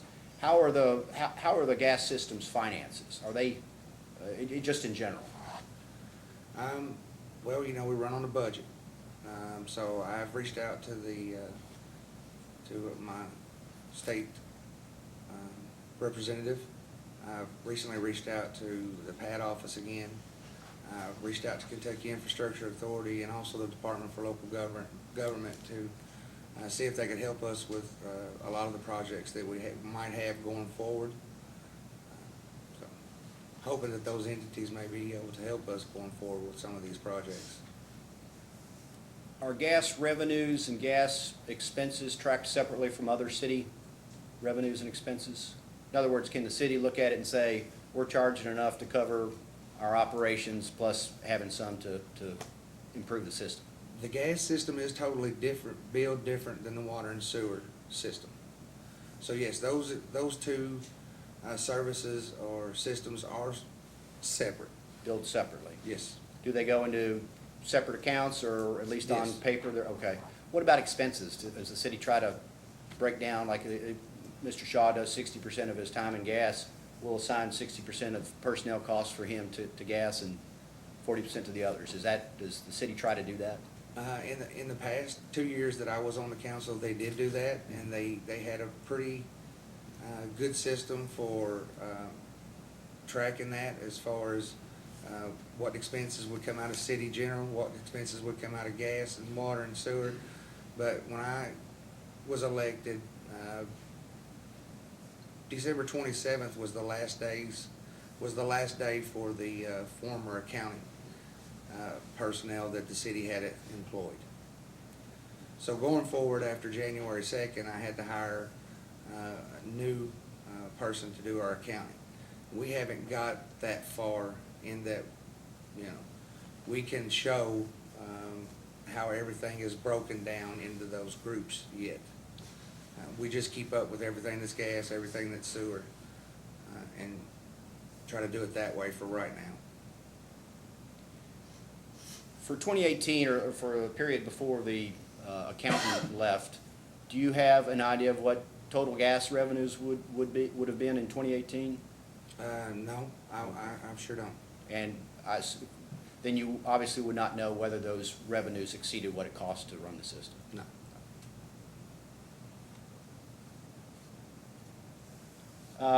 Who is the city's gas supplier? We purchase our gas through Texas Gas, I'm pretty sure, but we have a representative through CenterPoint Energy who helps us purchase our gas. Do you know what the current rate per MCF that the city pays for gas? I can't tell you MCF because I think we bill in CCF, but I know that our current rate is $1.40 per unit. And I've talked to our representative from the software systems, and they kind of tried to give me a breakdown of how that works. I don't quite understand it. It's pretty complicated in the way they purchase gas, the way they bill for gas. But I know that we purchased $50,000 worth of gas, and we billed out a number that was substantially higher than that for the last couple months. Do you use the city's cost of gas in pricing the gas that's distributed to the customers? It does not fluctuate. It was set by a previous council. I think The amount charged to customers? yes, sir. It's And a do you know- set rate. I think that was approved somewhere maybe 2000. I'm not even sure. I just know I've seen it recently going through paperwork that it was a set amount and a set rate. A set rate that's not based on current cost to run the system?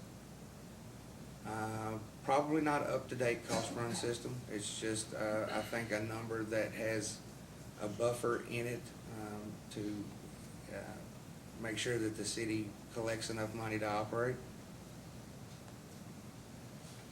Does the city charge different rates for residential versus commercial? Not a whole lot. I mean, I think if you hook up a residential meter, it's somewhere around 200. I think a commercial would be almost similar, maybe just a little bit more. But as far as the gas provided, the rate would be the Yes, same? sir, it is the same. Are there any are there any issues with free or discounted gas that's given away? There's an issue with older meters that we can't read accurately. So it's kind of hard to get the billing straight when the reader reads not numbers, but things like ground fault, or which means that meter is not in operation accurately. So in that case, until we get a new meter and put that in that particular place, that meter's unreadable. So You can't in tell that how much instance, gas that customer's using? Absolutely. You can't determine how much gas is being used because you can't read a number accurately on that meter. Is it fair to say that that type of situation would also prevent you from telling how much of the gas you buy you actually deliver to your customers, and how much gas you buy is actually leaking out of the system, without knowing how much the customers are getting? It would.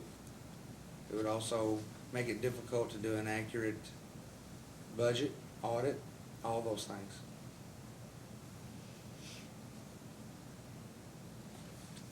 And you mentioned that the first time Mr. Brake quit, there were 2 other employees who quit with him. Is that correct? Yes, sir. Were they involved in the gas system as well? Yes, sir. And what are the circumstances, from your perspective, that led Mr. Brake to quit? Which time? Both times. The first time, I think, he thought I was hiring somebody to do his job, which he was the city administrator, and what I hired was a city clerk. So there was a confusion there. The second time, I think at the time he quit, he stated that it was because I had lowered his pay, but the city had 3 employees at the time that his pay was set before I got there. When I hired a 4th employee, it was my understanding from talking to past council members that they had hired 4 employees before, and when the 3rd one quit, they split that salary between the 3 of them because they could maintain the system themselves. And so when I hired that 4th employee, I thought that those salaries should go back to the way they were. Mr. Brake and I had discussed it, and he was fine with it. I mean, I'm sure he wasn't fine with it, but I discussed to him and expressed to him that if we could turn the city's finances around, and we could, get the city moving forward, that we would most certainly go back to the council and try to get his pay increased, if we could get those things done. And so at that time, when he said he quit for that reason, I didn't think that was the reason, because we had talked about it, and 3 days before, he was fine with it. And then the other statement that he made was, I know what's going on here, and I want my name removed from anything to do with gas. I'm not going to be responsible for anything to do with gas. And that was the second time he quit? Yes, sir.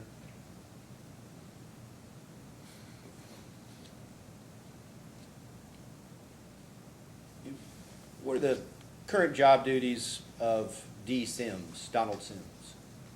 Donald Sims is, right now, just an operator, listed as an operator. I have 3 employees. 1 is a city clerk, 2 are operators. So because there's only 2 and we have water, sewer, and gas, he has to do a little bit of all 3 of those things. Is that the same case with Mr. Shaw too? Yes, sir.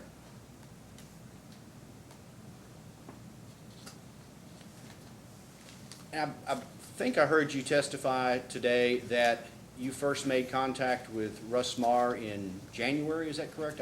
Yes, sir. I had understood it was closer to the February timeframe. And what caused you to contact Russ Marr in January initially? And that was, pardon me, that was before you had spoken with Ms. Holbrook, is that correct? Yes.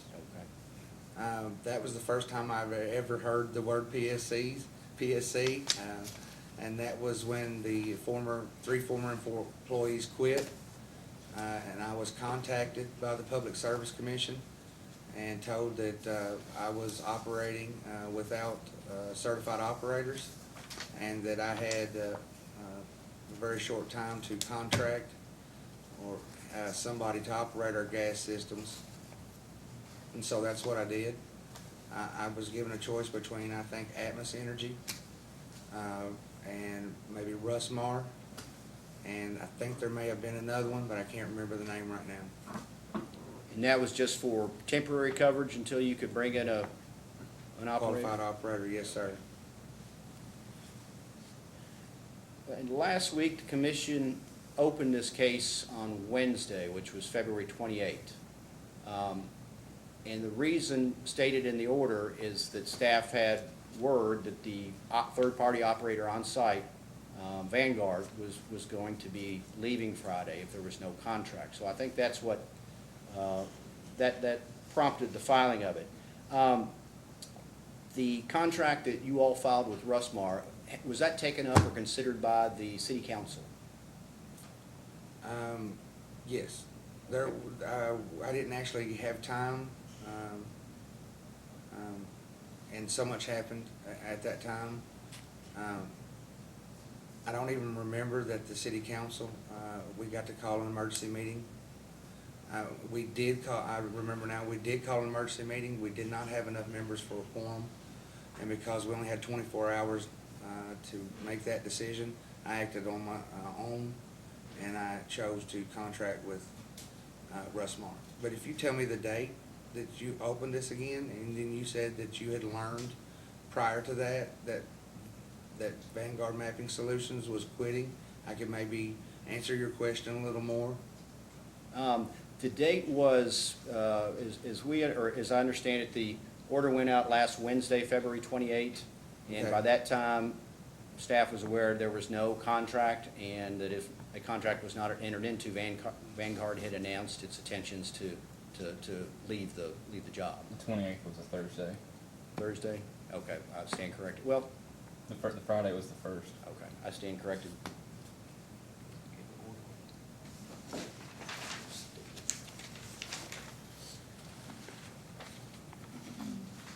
Yeah, the order went out on the 28th, correct.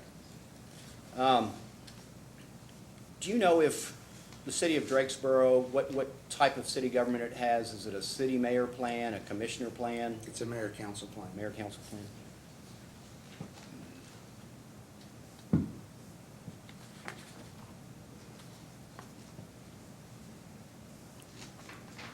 And you indicated that currently, if a customer's got a leak problem, they call a number that goes directly to you.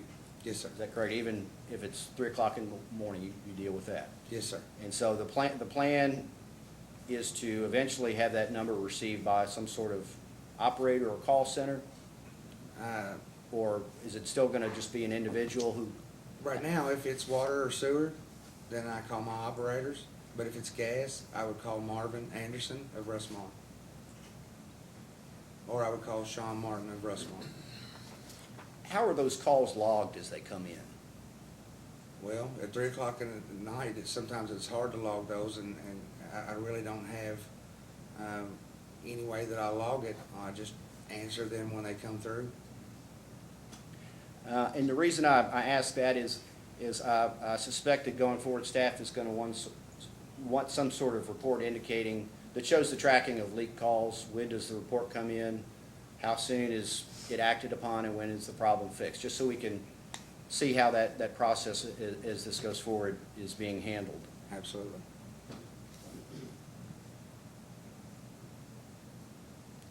And currently, is the fire department involved at all in when a leak report comes in? They are in this emergency plan. They have been notified by 911. Sometimes people will, or that don't have that emergency line, if they smell gas, they can always call 911. And sometimes the fire department has been notified before anybody calls, or if anybody calls, this Drakesboro City emergency line. The non-911 call, is that a city number that is provided to gas customers in the, how do the gas customers know what number to call? It's just 911. Oh, okay. Yeah, it's not 9911, it's Yeah, I know 911. it's I'm sorry. 911, yeah, I misspoke. But the phone that you have, that you receive reports. Yes, what- sir. What number is that? That phone number is 270-543-1062. It's printed on all of our bills.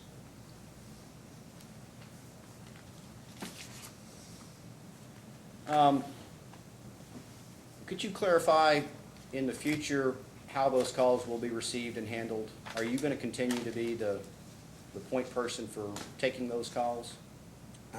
Until I get to talk more with Mr. Russmar, who I will now rely on to handle everything to do with gas. I will continue to do it that way, and I will, upon returning to the office the next morning, I will fill out a work order for the things that I received through the night.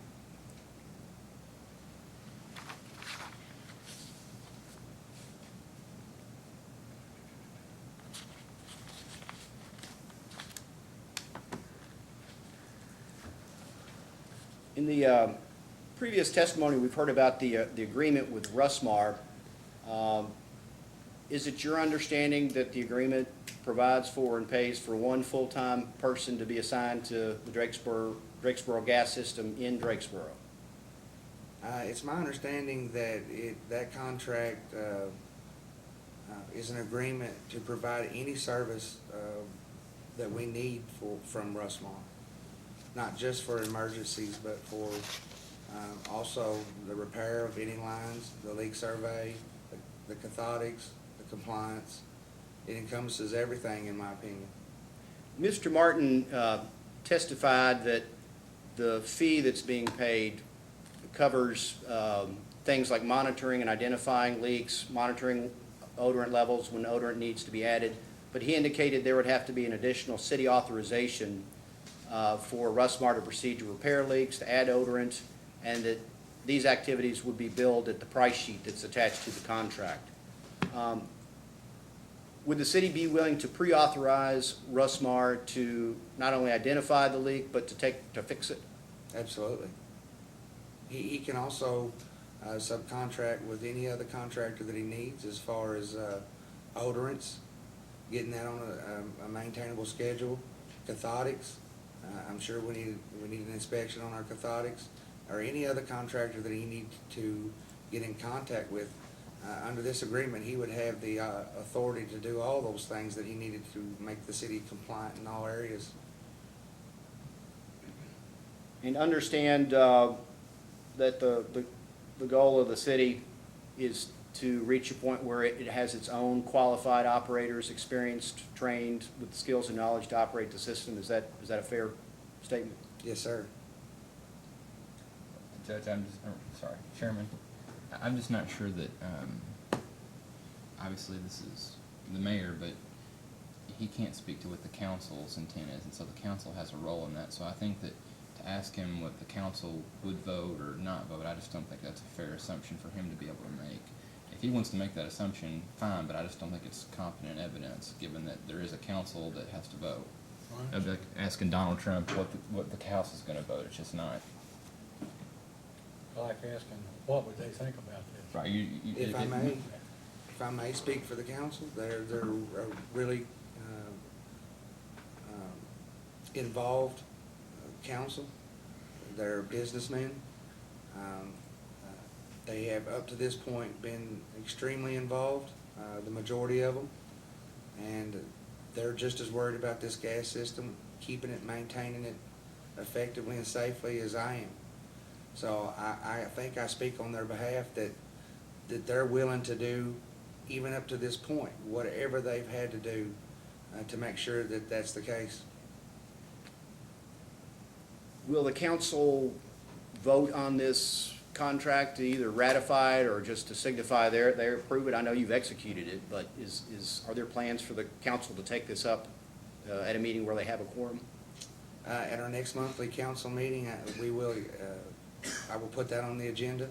We will discuss that. I mean, they're fully aware that I've signed that contract.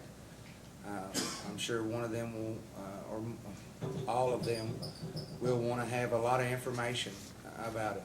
Like I said, they're businessmen. They're not just going to willfully let me sign anything without going over some of those issues. But their number one priority is the safety of our gas system and our customers. No further questions? Commissioner Matthews? Were you alarmed there were 103 calls with gas leaks and? Yes, ma'am. The first night I wanted to shut the system down on my own. I've now realized the seriousness of all this, the seriousness of the statement that I wanted to shut it down on my own, that I couldn't do that to people, that I couldn't do that to the city, I couldn't do that to the system. But I absolutely realized the seriousness of this gas system.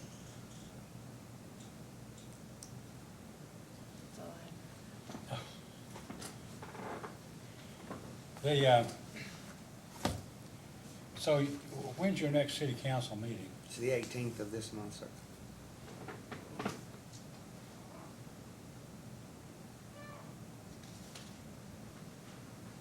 It's important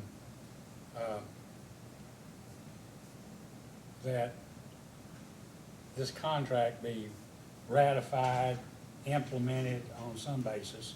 It's cold out there, and so everybody wants to see your system operate.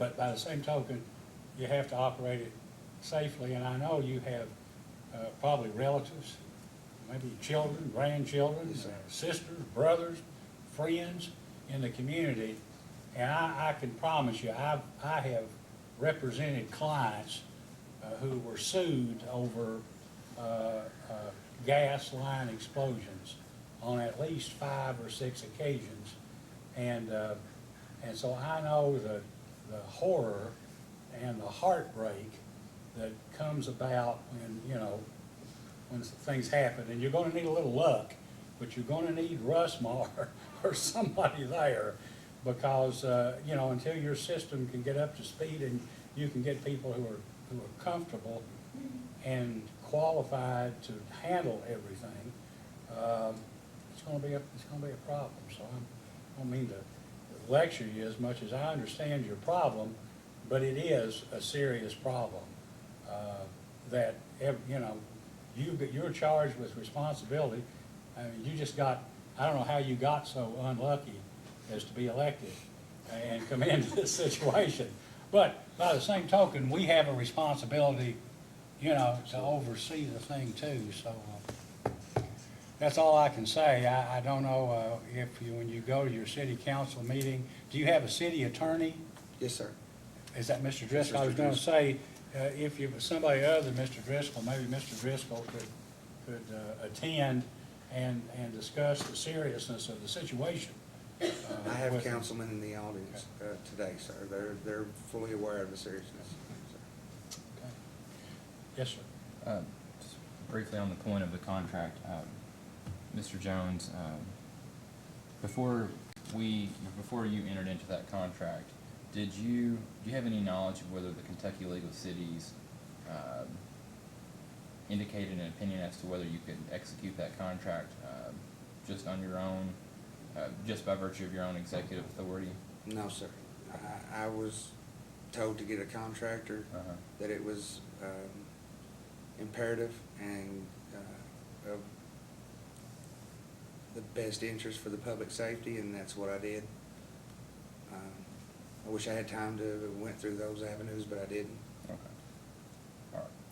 Those are all my questions. Okay. Anything else? Nothing further. Thank you. You may step down. Thank you, sir. Do you have anything else, Mr. Driscoll?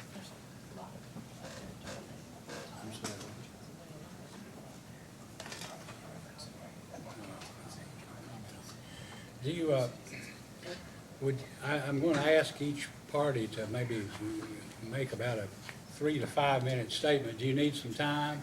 to Yes, talk Your to Honor, your I'd people? like to consult with Okay. inspections. Why don't we take till 2:15, 5 minutes, and the mayor and Mr. Driscoll, and because I'd want to hear what the staff's position is, and then hear from you. So we'll be in recess until 2:15.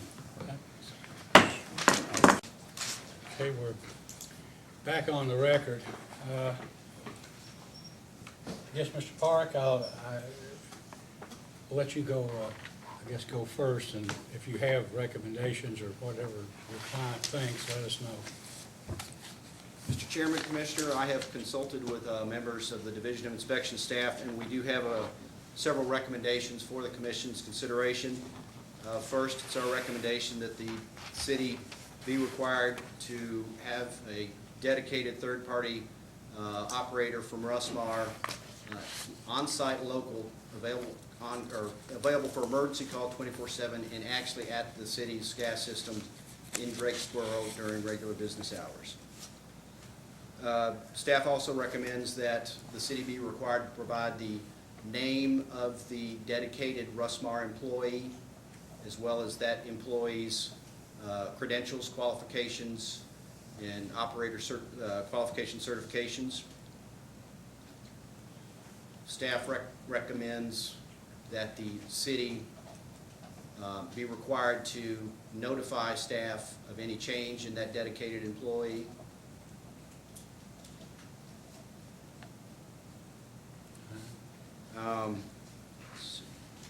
Staff also recommends that the city be required to submit to staff a weekly status progress report, which would include information, and this is something the staff can work out with the city, but it would include information such as the number of leak reports, actions taken, response time, as well as odor tests, when odors added, just so staff can have some sense that progress is being made.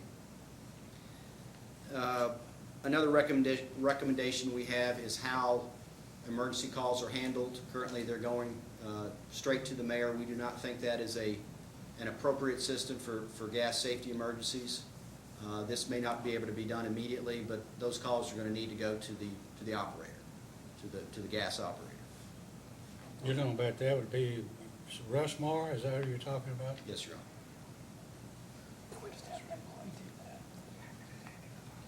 And finally, Commission staff recommends that the city be required to pre-authorize, to the extent necessary, pre-authorize Rusmar to perform leak repairs and any other emergency operations that are not covered by the single management fee.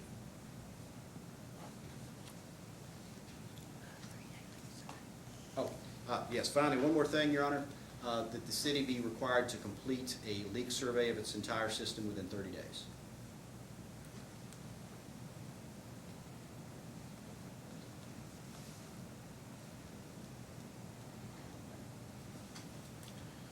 Mr. You have a response, you need to take a few minutes, we can do that. I mean, I didn't,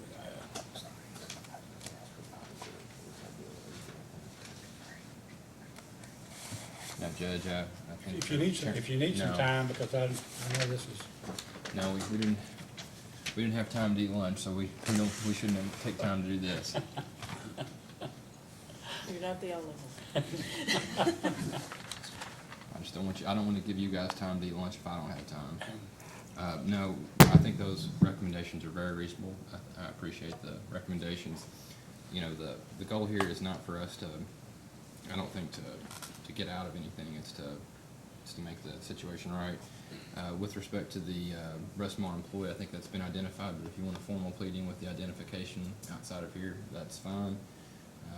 We'll happily provide any changes to the employee status.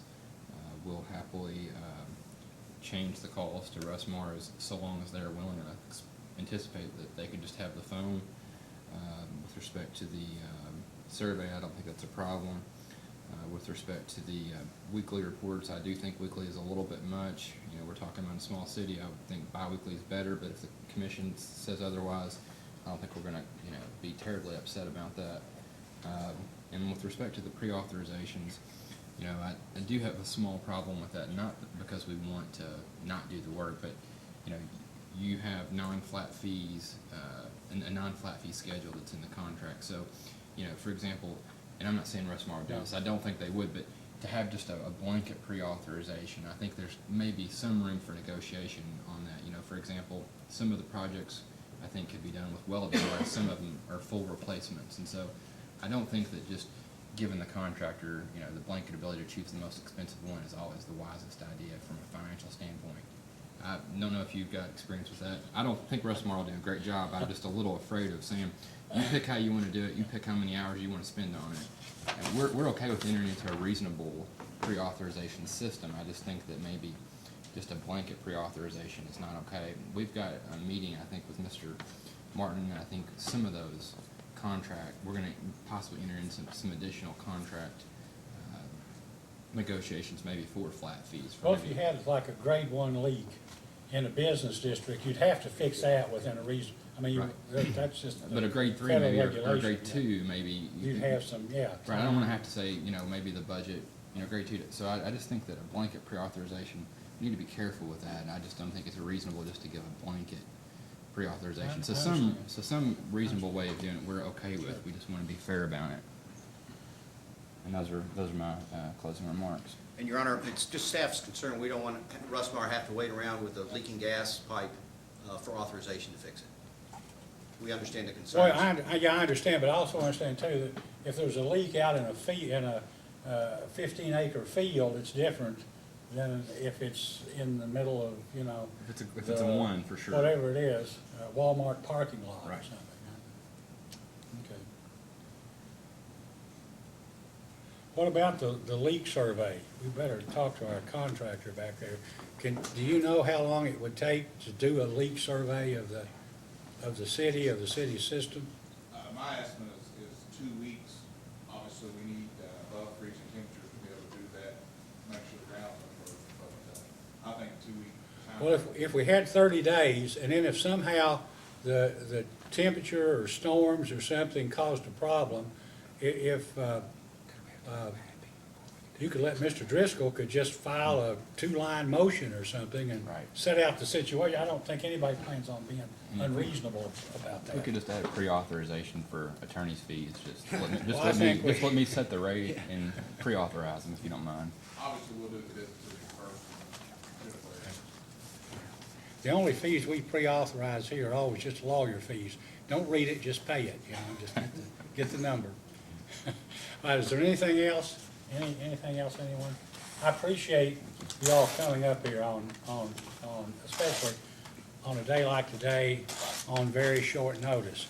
However, the circumstances were such that I think we needed to understand what the present system was, that we did have a contractor on board. One of the concerns that the commissioners had was whether, we didn't know, whether the mayor had the authorization to go ahead and sign it or whatever. I'm convinced that council will go ahead and ratify this if that is in fact necessary. I just want to say one thing. Yes, sir. Before, we did, I'm not saying I did, but somebody contacted Kentucky League of Cities before that contract was executed, and it was their opinion that based on the type of plan that they had, it wasn't a city administrator, it was it was a mayor council plan, that he had the executive authority vested in him to make that without council approval, so. Okay. All right. Well, if there's nothing else, once again, everybody have a good weekend as much as possible with the type of weather. And let's hope everything works out fine. This hearing is hereby adjourned. Do you want to give me a date to